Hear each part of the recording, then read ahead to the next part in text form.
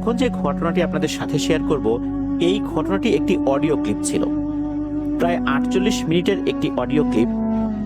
এই অডিও ক্লিপটা শুনতে গিয়ে আমাকে বেশ বেগ পেতে হয়েছে, কেননা আমি যখন এই অডিও ক্লিপটা শুনছিলাম এর মধ্যে অনেকগুলো ছোট ছোট ঘটনা ছিল। এই ঘটনাগুলো একটার সাথে আর একটা সরাসরি কোনোটা রিলেটেড, আবার কোনোটা সরাসরি রিলেটেড না। দেখা যাচ্ছে এই ঘটনাগুলোর যে সিকোয়েন্সগুলো এগুলো বেশ এলোমেলো ছিল।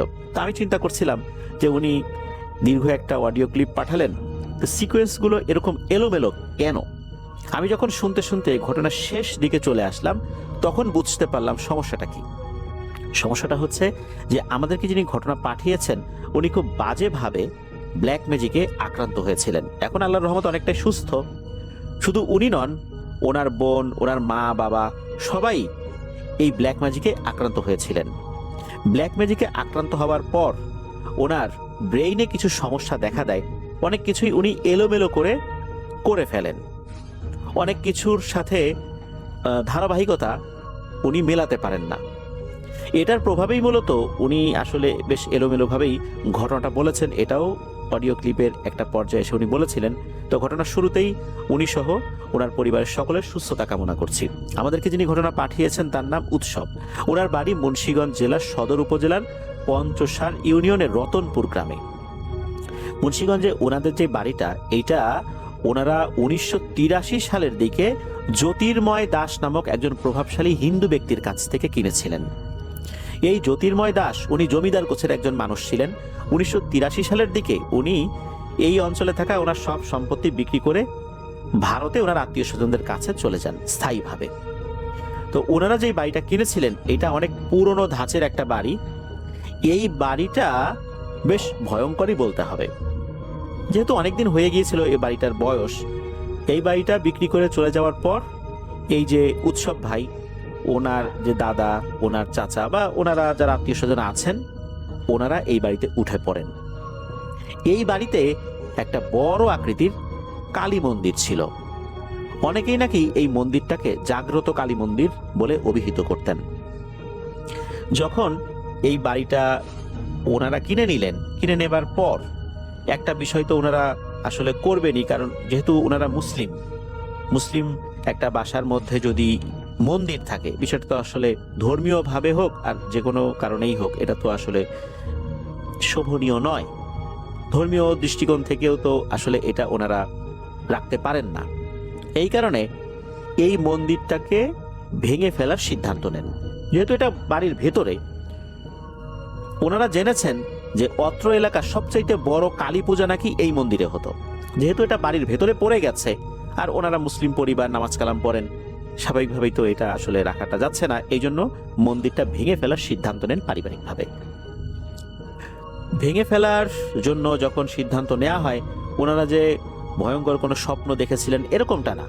7 জন শ্রমিক নিযুক্ত করা হয়। আর এইটা ভাঙার জন্য এই উৎসব ভাইয়ের একজন চাচা মেইন ভূমিকা পালন করেন, তার নাম হচ্ছে মুকুল। উনি 7 জন শ্রমিককে এই কাজে লাগান। মন্দিরটা ঠিকঠাক মতোই ভেঙে ফেলার কাজটা সম্পন্ন করা হয়। ভেঙে ফেলার পর এই যে 7 জন শ্রমিক যারা এইটা ভাঙার কাজে নিয়োজিত ছিলেন, ওনারা অল্প সময়ের মধ্যেই রহস্যময় কারণে একে একেই 7 জনই মারা যান। সর্বশেষ থাকলো এই মুকুল চাচা। উনি হঠাৎ করে নাকি একটা পাগলা কুকুরের দ্বারা আক্রান্ত হন। অর্থাৎ এই পাগলা কুকুর কোথা থেকে এসে যেন ওনাকে কামড় দেয়। ওই সময় অর্থাৎ এই 1983 সালের দিকে তখন তো যেই ভ্যাকসিনগুলো ছিল, তখন এই ভ্যাকসিনগুলোর ধরন ছিল যে নাভির চতুর্দিকে 14টা ইঞ্জেকশন দিতে হবে। এই ইঞ্জেকশনগুলো কিন্তু নির্দিষ্ট সময় অন্তর অন্তর দিতে হতো। তো উনি 13টা ইঞ্জেকশন দিয়েছিলেন। 14তম ইঞ্জেকশনে গিয়ে হলো একটা সমস্যা। ইঞ্জেকশন যেটা দেয়া হয়েছিল এটার আসলে ডেট এক্সপায়ার্ড হয়ে গিয়েছিল, অর্থাৎ এটার মেয়াদ উত্তীর্ণ হয়ে গিয়েছিল। মেয়াদ উত্তীর্ণ হয়ে যাবার কারণে এই ইঞ্জেকশনটা ওনার শরীরে কাজ করেনি, যার ফলশ্রুতিতে ওনার শরীরে জলাতঙ্ক রোগ দেখা দেয়। আর এই রোগ একবার হলে বাঁচার সম্ভাবনা খুবই কম থাকে। এটা পৃথিবীর প্রাচীনতম রোগগুলোর মধ্যে একটা। মুকুল চাচা উনি এই জলাতঙ্ক রোগে আক্রান্ত হয়ে মারা যান। যারা এই 8 জন এই মন্দির ভাঙার কাজে নিয়োজিত ছিলেন, ওনারা এভাবেই মারা গিয়েছিলেন। অন্য 7 জনের বিষয়ে উৎসব ভাই খুব একটা কিছু বলতে পারেননি, তবে ওনার চাচা সম্পর্কে বলেছেন যে ওনার মৃত্যুটা ঠিক এইভাবে হয়েছিল। শোনা যায় ওই মন্দিরে ভয়ঙ্কর একটা বিশাল সাপ আসতো, কেউটে টাইপের সাপ। এই সাপটাকে নাকি দুধ কলা দিয়ে খেতে দেয়া হতো। এই সাপটা এই খাবারগুলো খেত। যেহেতু 1983 সালে এই বাড়ির মূল মালিক তারা চলে গিয়েছেন, এরপর ওই সাপটাকে আর দেখা যায় নাই, আর মন্দিরটাও ভেঙে ফেলা হয়েছে। এই বাড়িটা কেনার পর এই উৎসব ভাইয়ের মা এবং বাবা চিলেকোঠার দিকে যে ঘরটা ছিল ওই ঘরটাতে থাকতে শুরু করেন। যেহেতু ওনাদের পরিবারটা বড় ছিল, 7 জন চাচা ছিল, ফুপু ছিল, অনেক বড় পরিবার, ওরা সবাই তো এই বাড়িতে এসে উঠেছেন। তো উৎসব ভাইয়ের মা বাবা ওনারা চিলেকোঠার ওই ঘরটাতে থাকা শুরু করেন। তো একদিন ছাদে বসে ওনারা দুজন কথাবার্তা বলছিলেন, গল্পগুজব করছিলেন। হঠাৎ করে একটা দৃশ্য ওনারা দেখেন। পুরনো হিন্দু বাড়ি হয় কিন্তু আশেপাশে অনেক বড় বড় গাছপালা ছিল, এর মধ্যে অন্যতম ছিল একটা বিশাল বড় আম গাছ। তখন এই উৎসব ভাইয়ের মা বাবা দুজনেই খেয়াল করেন এই আম গাছের একদম উপরের দিকে, পাতার উপরে অনেকগুলো কুকুর কোত্থেকে যেন চলে আসছে এবং ঘেউ ঘেউ করে ঝগড়া করছে। আমরা যখন দেখি যে অনেকগুলো কুকুর ঝগড়াঝাটি করে যেরকম দেখা যায় আর কি, যেরকম শব্দ হয়, ওই রকম ওনারা এটা দেখলেন। তো এটা তো দেখেছেন, দেখার পর ওনারা তাড়াতাড়ি ঘরে চলে আসেন, কারণ গাছের উপরে কুকুরে সেইভাবে ঝগড়াঝাটি করবে এটা তো স্বাভাবিক কিছু না। এরপর আর একটা দিন ঘটে ওনার মায়ের সাথে ভয়ঙ্কর একটি ঘটনা। ওই বাড়িতে একটা গাব গাছ ছিল। বিকালের দিকে ওনার মা কোনো কারণে ওই দিকটাতে হাঁটতে গিয়েছেন। তো হাঁটতে যাবার পর হঠাৎ করে উনি নাকি গাব গাছের উপরের দিকে তাকান। তাকানোর সাথে সাথেই উনি ধপাস করে সেন্সলেস হয়ে উপর হয়ে মাটিতে পড়ে যান। উনি যখন মাটিতে পড়েন, ওনার মুখের এক পাশ খুব বাজেভাবে আঘাতপ্রাপ্ত হয়েছিল, অনেকদিন ধরে ট্রিটমেন্ট করাতে হয়েছিল। তো যখন উনি পড়ে যান, এরপর থেকে ওনার রক্ত বমি শুরু হয়। তখন তো বাড়ির অন্য সদস্যরা বলেন যে দ্রুত হসপিটালে নিতে হবে। কেউ কেউ আবার বলেন যে না, হসপিটালে নিলে লাভ হবে না, হসপিটালে যদি নিতেই হয় পরে, এখন যে কাজটি করতে হবে সেটা হচ্ছে যে তাকে ভালো একটা কবিরাজ দেখাতে হবে। ওই এলাকায় নাম করা একজন কবিরাজ ছিলেন, তার নাম সাধু, সবাই সাধু বলে ডাকতেন। সঙ্গত কারণে তার নামটি আমরা বলছি না, যদিও বা উৎসব ভাই তার নামটা বলেছেন। তো এই সাধুকে ডেকে আনা হয়। উনি অত্র এলাকা সহ আশেপাশের অনেক এরিয়ায় বেশ নাম করা ছিলেন, অনেক জটিল জটিল জিন রিলেটেড সমস্যার সমাধান করেছিলেন। উনি আসেন, আসার পর উনি ঝাড়ফুঁক করে দেন। তো আল্লাহর রহমতে এই সমস্যাটা কেটে যায়। সুস্থ হতে 3-4 দিন সময় লেগেছিল, তবে ওনার মুখের যেই অংশে আঘাত লেগেছিল এইটা মেডিকেল ট্রিটমেন্টে আস্তে আস্তে আস্তে আস্তে ভালো হয়েছিল আর কি। যেহেতু এটা শারীরিকভাবে একটা অংশ বাইরে থেকে আঘাতপ্রাপ্ত হয়েছে, এইটার যে ট্রিটমেন্ট সেই ট্রিটমেন্টটা উনি নিয়েছিলেন। উৎসব ভাই বলেছেন একদিন ওনার দাদি, উনি দেখলেন যে ওনার বাসার পাশে যে একটা চালতা গাছ আছে, অর্থাৎ ওই বাড়িতে তো অনেক গাছ ছিল, ফলের গাছ ছিল, তারপরে কাঠের গাছ ছিল, তো বড় আকৃতি একটা চালতা গাছ ছিল। উনি দেখেন সন্ধ্যার দিকে ওই চালতা গাছের উপরে সাদা শাড়ি পরা একটা নারী অবয়ব বসে আছে। উনি জাস্ট এতটুকুই দেখেছিলেন। এরকম সমস্যা কিন্তু অনেক হতো, ছোটখাটো সমস্যা, এটা বলতে গেলে আসলে শেষ করা যাবে না। এখন এই সমস্যা তো সমাধান করার দরকার। কি করা যায়, কি করা যায়, বিভিন্নভাবে ওনার ট্রিটমেন্ট করেছিলেন এই সমস্যা সমাধানের জন্য, কিন্তু তেমন কোনো লাভ হয়নি। উৎসব ভাইয়ের মায়ের দুঃসম্পর্কের এক খালা, অর্থাৎ যিনি আবার উৎসব ভাইয়ের নানি হন, মায়ের খালা ওনার সম্পর্কে নানি হন আর কি, ওনার সাথে নাকি খুব শক্তিশালী একটা জিন ছিল। চিন্তা করলেন যে তার কাছে যাওয়া যেতে পারে। তো সেই খালা থাকতেন আবার চাঁদপুরে, ওনার শ্বশুর বাড়িতে আর কি। সেখানে গিয়েছেন। এই খালার একটা বিশেষত্ব ছিল, উনি নাকি পানিতে নেমে গোসল করতে পারতেন না।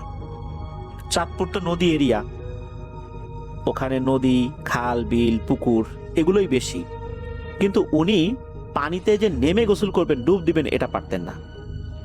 উনি পানির কাছে যাওয়া মাত্রই নাকি পানির রং কালো হয়ে যেত, হঠাৎ করে পানির মধ্যে এক ধরনের পাক সৃষ্টি হতো। এরকম ভয়ঙ্কর জিনিস উনি দেখতেন। শুধু উনি দেখতেন না, ওনার আশেপাশের অনেকেই দেখেছেন। অনেকেই নাকি দেখেছেন পানির ভেতর থেকে কিছু একটা এসে ওনাকে ধরে নিয়ে যাওয়ার চেষ্টা করছে।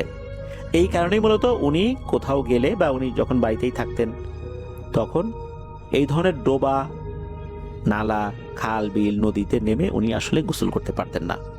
উনি যদি গোসল একান্তই করতে হয় সেক্ষেত্রে একটা মগ নিয়ে উপরিভাগে থেকে ওই মগে পানি নিয়ে গোসল করতেন।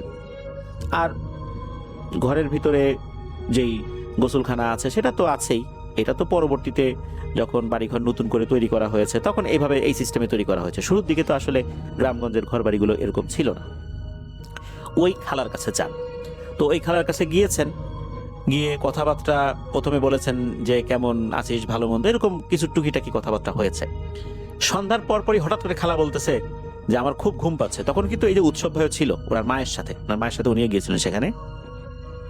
উনি বলেন খুব ঘুম পাচ্ছে। সন্ধ্যার পরে হঠাৎ করে ওনার খুব ঘুম পাচ্ছে, উনি ঘুমিয়ে পড়েন। 5 থেকে 7 মিনিট পর হঠাৎ করে উনি চিৎকার দিয়ে ওঠেন, ওরে আল্লাহ রে, এটা কি দেখলাম রে, এরকম বলছেন উনি। তো কি হয়েছে? তখন উনি এমন পুঙ্খানুপুঙ্খভাবে ওই বাড়ির বিবরণ দেন, অথচ উনি কখনোই ওই বাড়িতে যান নাই। অর্থাৎ উৎসব ভাইয়ের যে দাদা বাড়ি, যেটা নতুন কেনা হয়েছে, সেখানে তো এই খালা কখনো যান নাই। উনি বলেন যে উনি দেখলেন ওই বাড়িতে একটা জায়গা রয়েছে যেখানে একটা সময় নাচ গান হতো। আসলেই ওই জ্যোতির্ময় দাসের পূর্বপুরুষ যারা ছিলেন তারা একটা ঘর বানিয়েছিলেন যেখানে নাচ গান হতো। ওইটা এখন তো ওইভাবে আর নেই, তবে ওখানে যে একটা ঘর ছিল ওইটার একটা ফ্লোরের অবশিষ্ট অংশ এটা বোঝা যায়, ওইটা তো ওখানে আছে। তো উনি বললেন যে এরকম একটা জায়গা আছে যেখানে নাচ গান হতো, আর বাড়ির একটা পাশে এটা ঢুকেই বাম সাইডে উপরে একটা জায়গায় ওম লেখা আছে। তো উনি দেখছেন যে এরকম দুটা জায়গা এরকম ওম লেখা আছে। হঠাৎ করে দেখলেন যে বিশাল আকৃতির একটা গরিলা সাইজের প্রাণী, বা গরিলার মতোই দেখা যায় এরকম একটা প্রাণী, ঠিক গরিলাও বলা যাবে না, হনুমানও বলা যাবে না, একটা মিশ্র একটা প্রাণী, এটার বড় লেজ রয়েছে। এই জিনিসটা নাকি খালাকে বলছে, বাড়ি বন্ধ করবি, আয় আয়, দেখি তোর কেমন সাহস, আসিস পারলে এখানে, এমনটা বলেছে। আর এই জিনিসটা দেখেই উনি লাফ দিয়ে উঠে পড়েছেন। হঠাৎ করে ওই সময় ওনার প্রবল বেগে ঘুম চলে আসা, আর ওই সময় স্বপ্নের মধ্যে এই জিনিসটা দেখা, এটা নিশ্চয়ই এক ভয়ঙ্কর ব্যাপার ছিল। উনি বুঝতে পারলেন যে ওখানে গিয়ে উনি আসলে বাড়ি বন্ধ করতে পারবেন না, কি করা যায়। তখন উনি কিছু তদবির দিয়ে দিয়েছিলেন, উৎসব ভাইকে একটা মাদুলি দিয়ে দিয়েছিলেন, পরিবার সবাইকেই মাদুলি দিয়ে দিয়েছিলেন। তবে উনি বলেছিলেন যে এই মাদুলিগুলো দীর্ঘমেয়াদে আসলে শরীর রাখার প্রয়োজন নাই, ব্যবহার করতে করতে একটা সময় শরীর থেকে খুলে পড়ে যাবে। হয়েছিল তাই। উৎসব ভাই জানান যে ওনার শরীর থেকে ওই মাদুলিটা আসলে এমন ভাবে হারিয়ে গিয়েছে উনি ওভাবে বলতেও পারেন না, আর পরে খুঁজেও পান না। এই তো গেল এই বাড়ি রিলেটেড বিষয়, যেটা আসলে চলমান রয়েছে। এরকম অনেক ছোটখাটো বিষয় ওখানে চলমান রয়েছে। এই বাড়িটা দখলে নেবার জন্য অনেক বড় বড় রাজনীতিবিদের হস্তক্ষেপও কেউ কেউ করেছেন। তার নামও বলেছেন, সেই রাজনীতিবিদের নাম বলেছেন, উনি এমপি ছিলেন একজন, তো তার নাম বলেছেন। তারপর যিনি এই কাজটা করছেন তার নামও বলেছেন, সঙ্গত কারণে আমরা সেটা বলতে চাচ্ছি না। এই বাড়িটা দখলে নেয়ার জন্যই মূলত বিভিন্ন লোকের উপরে কালো জাদুর আশ্রয় নেওয়া হয়েছে। শুধু তাই না, পারিবারিকভাবেও বিভিন্ন লোকজন, অর্থাৎ তাদের রক্তের সম্পর্কের আত্মীয়রাও হিংসার বশবর্তী হয়ে কিন্তু এই উৎসব ভাই, ওনার বোন, ওনার মা বাবা, তাদের উপরেও কিন্তু কালো জাদু করেছেন। উৎসব ভাই জানিয়েছেন যে ওনার এবং ওনার ছোট বোনের বিয়ে কিন্তু এই কালো জাদু করে আটকে রাখা হয়েছিল। ওনার ছোট বোনকে দেখতে এসে পাত্রপক্ষ তখনই বিয়ে দিয়ে নিয়ে যায় আর কি তার বোনকে, কিন্তু তারা চলে যাওয়ার পর আর কোনো যোগাযোগ করে না। এমন ঘটনা কিন্তু অনেকবার হয়েছে। উৎসব ভাইয়ের বিয়েও আটকে রাখা হয়েছিল। আল্লাহর রহমতে এখন তাদের সবারই বিয়ে শাদী হয়ে গিয়েছে। উৎসব ভাই একটা ছবি পাঠিয়েছেন আমাদেরকে, যেখানে কালো জাদুর উপকরণগুলো দেখা যাচ্ছে। সেখানে স্পষ্টভাবে লেখা রয়েছে তার পরিবারের সদস্যদের নাম, যে তার ক্ষতি হোক, তার বোনের নাম লেখা আছে, তার নাম লেখা আছে। ভুজ পাতার উপরে কালো জাদু করা হয়েছে, সেই ছবিটাও উনি আমাদেরকে পাঠিয়েছেন। তবে সঙ্গত কারণে সেটা আমরা আপলোড করব না, কারণ এগুলো আমরা আসলে চাই না আপলোড করতে। উৎসব ভাই জানিয়েছেন যে ওনাদের এই বাড়ি থেকে কিছুটা দূরে একটা ব্রিজ রয়েছে। এই ব্রিজটা অনেক আগে থেকেই বেশ ভয়ঙ্কর। শুধু যে ভুতুরে কারণে ভয়ঙ্কর তা নয়, এই ব্রিজের এখানে বেশ কিছু সময় লাশ উদ্ধার করা হয়েছে। তবে সেগুলো মার্ডার করা লাশ ছিল, তারা যে ভয় পেয়ে মারা গেছেন বিষয়টা এরকম না। একদিনের ঘটনা, উৎসব ভাই বাড়িতে আছেন, তার এক বন্ধু ওই ব্রিজের দুই পাশে যে রেলিং এর মতো থাকে, সিমেন্ট বা কংক্রিট দিয়ে তৈরি করা, ওইটার উপর বসে উৎসব ভাইকে ফোন দিয়েছেন যে উৎসব আয় একটু গল্প গুজব করি। তো উনি বলছেন ঠিক আছে তুই একটু বস, আমি আসছি। কিছুক্ষণ পরেই যখন উৎসব ভাই ওইদিকে গিয়েছেন দেখেন তার বন্ধু নাই। কি ব্যাপার, কি হলো, ঘটনাটা কি? তার বন্ধুকে আবার ফোন দিয়েছেন, তখন তার বন্ধু বলছে তুই তাড়াতাড়ি আমার একটু বাসায় আয়, আমি খুব ভয় পাইছি। উনি তো তার বাসায় গিয়েছেন, গিয়ে দেখেন তার বন্ধু ভয়ে একদম জড়সড় হয়ে আছে। কি হয়েছে? তখন তার বন্ধু বললেন যে উৎসব ভাইকে উনি ফোন দিলেন, ফোন দেওয়ার পর তো উনি বসে আছেন, উৎসব ভাইয়ের আসতেও তো 5-7 মিনিট সময় লাগবে হেঁটে আসতে। ওই ব্রিজটার এপাশ ওপাশ দুপাশে কিন্তু বাঁশঝাড় রয়েছে। এক পাশের বাঁশঝাড়ের সাথে বেশ কিছু জঙ্গলের মতো অন্য গাছও রয়েছে, পাশে একটা খাল, এই খালের উপরেই মূলত এই ছোট ব্রিজটা তৈরি করা। হঠাৎ করে এই বন্ধু দেখে যে খরমর খরমর আওয়াজ, ভারী কোনো কিছু যদি সরে আসে এক জায়গা থেকে আরেক জায়গা যায় এরকম শব্দ হয়, ওরকম শব্দ। তখন উৎসব ভাইয়ের এই বন্ধু দেখছেন এই যে সে যেই পাশে বসে রয়েছে তার উল্টো পাশে তো বাঁশঝাড় রয়েছে, মনে হচ্ছে এই বাঁশঝাড় যেই অংশটা মাটি সহ আস্তে আস্তে তার দিকে এগিয়ে আসছে, আর এই বাঁশগুলো খুব ভয়ঙ্কর ভাবে নড়াচড়া করছে। এগিয়ে আসতে আসতে তার অনেক কাছাকাছি চলে এসেছে, বাঁশের যে পাতাগুলো রয়েছে সেগুলোও অনেকটা স্পষ্ট উনি দেখতে পাচ্ছেন। মাটি সমেত এই বাঁশঝাড় তার এত কাছে চলে এসেছে, এটা দেখেই তো উনি ভয় পান। উনি তখন দৌড়ে বাড়িতে চলে যান। এই ঘটনাটা যে একটা ঘটনা তা কিন্তু না, আরো রয়েছে। উৎসব ভাই উনি ওনার পরিবারের আরো অনেক সদস্যদেরকে নিয়েও এক রাতের বেলা ওই ব্রিজের ওখানে বসেছিলেন। উনি দেখলেন যে ব্রিজের এক পাশ, দুপাশেই তো বাঁশঝাড় রয়েছে, এক পাশ থেকে কে যেন নিচ থেকে উঠলো। চাঁদের আলো তো স্পষ্ট দেখতে পেলেন যে ব্যক্তিটা উঠলো তার বয়স 60 কি 65 এরকম একটা বয়সী ব্যক্তি। তাকে দেখে হঠাৎ করে অস্বাভাবিক বলে মনে হচ্ছে না। এই লোকটা উঠলো, উঠে সে হেঁটে হেঁটে আসছে। ওইখানে আবার শুকনো কিছু পাতা পড়েছিল, সে যে পদক্ষেপ ফেলছে ওই শুকনো পাতার মরমর আওয়াজও উৎসব ভাই শুনতে পেলেন। হঠাৎ করে দেখলেন যে এই জিনিসটা নাই। তখন অন্যদেরকে বললেন যে কিরে এরকম একটা জিনিস দেখলাম, এটা কোথায় গেল? অন্যরা বললেন যে এরকম শব্দ তো পেলাম আমরাও, কিন্তু আমরা খেয়াল করি না। এরকম একটা ঘটনা হলো। এছাড়াও কিন্তু বিভিন্ন সময় ভয়ঙ্কর আকৃতির আলো দেখেছেন ওই ব্রিজের ওখানে। একবার উৎসব ভাই ওই রাস্তা দিয়ে ফিরছিলেন, ওই 3 রাস্তার মোড়ের ওই দিকটা দিয়ে। হঠাৎ করে উনি ফিল করলেন যে উনি যেই জায়গাটাতে এখন চলে এসেছেন সেই জায়গার টেম্পারেচার অনেক হাই। আমরা যদি একদম চুলার কাছে গিয়ে দাঁড়াই, গরমকালে তাও, আমরা গরমকালেও যদি চুলার কাছে গিয়ে দাঁড়াই সেখানকার টেম্পারেচারটা আমাদের শরীরে কেমন লাগতে পারে, একটা আগুনের হলকা এসে শরীরে লাগে। ওনার কাছে মনে হলো উনি এমন একটা জায়গায় চলে এসেছেন যেখানকার টেম্পারেচার 60 ডিগ্রি সেলসিয়াসের উপরে হয়ে যাবে, অথচ ওই সময় কিন্তু হালকা শীতকাল চলছিল। উনি চিন্তা করলেন কি ব্যাপার, আমি হঠাৎ করে এইরকম অনুভূতি ফিল করছি কেন, আমার শরীরে এমন লাগছে কেন? উনি দ্রুত পেছন দিকে না তাকিয়ে বাসায় চলে যান। এরকম অনেক ঘটনা কিন্তু ওখানে ঘটেছে। যখন ওনারা বুঝতে পারলেন যে ওনারা এই ব্ল্যাক ম্যাজিকে আক্রান্ত হয়েছেন, ওনারা একজন ভালো কবিরাজের কাছে গিয়েছিলেন। ওই কবিরাজের সাথে থাকা জিন নাকি পবিত্র হেরেম শরীফ অর্থাৎ মক্কা মুনাওয়ারা যেটা হারামের পাশেই থাকেন, আর এই জিনটা খুব একটা বেশি বাংলায় কথা বলতে পারেন না, উনি সিংহভাগ কথা আরবিতেই বলেন। জিনেদের মধ্যে দেখা যাচ্ছে যে তারা যেই এলাকায় যায় তারা কিন্তু ভাষা ক্যাপচার করে নিতে পারে, সেখানকার ভাষায় কথা বলতে পারে। তবে এই জিনটা নাকি অনেক কষ্টে ভাঙা ভাঙা বাংলায় কথা বলতে পারতেন, ম্যাক্সিমাম কথাগুলো আরবিতে বলতেন। ওই জিনটা এসে জানায় যে এই যেই বাড়িটা, এই বাড়ির পাশ দিয়ে বেশ কিছু পিশাচ শ্রেণীর জিনের চলাচল রয়েছে, আর এইখানে একটা জিন থাকে যার বয়স 7,500 বছর। এই যে গরম বাতাসটা, এইটা মূলত ওই জিনটা সৃষ্টি করেছিল। ওই সময় জিনের মুখোমুখি হয়ে যায়, আর সময়টা ছিল সন্ধ্যার পরপর। ওই জিনটা আবার যদি তাকে পায় তাহলে কিন্তু তার ভয়ঙ্কর ক্ষতি করবে। এরপর নাকি ওই জিনটা ওই 7,500 বছর বয়সী ওই জিনের সাথে যোগাযোগ করেছে, অনেক তর্কাতর্কি হয়েছে। একটা পর্যায়ে নাকি ওই জিনটা এই কথা বলেছে যে দুটো সময় যদি উৎসব ভাইকে আবার সে দেখে, বিশেষ করে দুপুর 1টার দিকে আর সন্ধ্যা যখন হয়ে গেছে এই সময়টায় যদি ওই রাস্তায় পায় তাহলে কিন্তু সে বড় ধরনের ক্ষতি করবে, এরকম কথা কিন্তু বলেছে। আর ওই জিনটা বিশেষ করে যেটা ওই যে মক্কাতুল মুনাওয়ারার যে জিনটা, সে এই উৎসব ভাই, তার বোন, তার মা বাবা, তাদের উপরে থাকা কালো জাদুটা রুকিয়া করে নাকি কেটে দিয়েছিলেন। এরপর ওনারা অনেকটাই আল্লাহর রহমতে সুস্থ হয়ে গিয়েছেন। ওনাদের যে বাড়িটা, অর্থাৎ ওনার দাদা যে বাড়িটা কিনেছিলেন, ওই বাড়িতে কিন্তু বিভিন্ন সময় নাটকের শুটিং হয়েছে।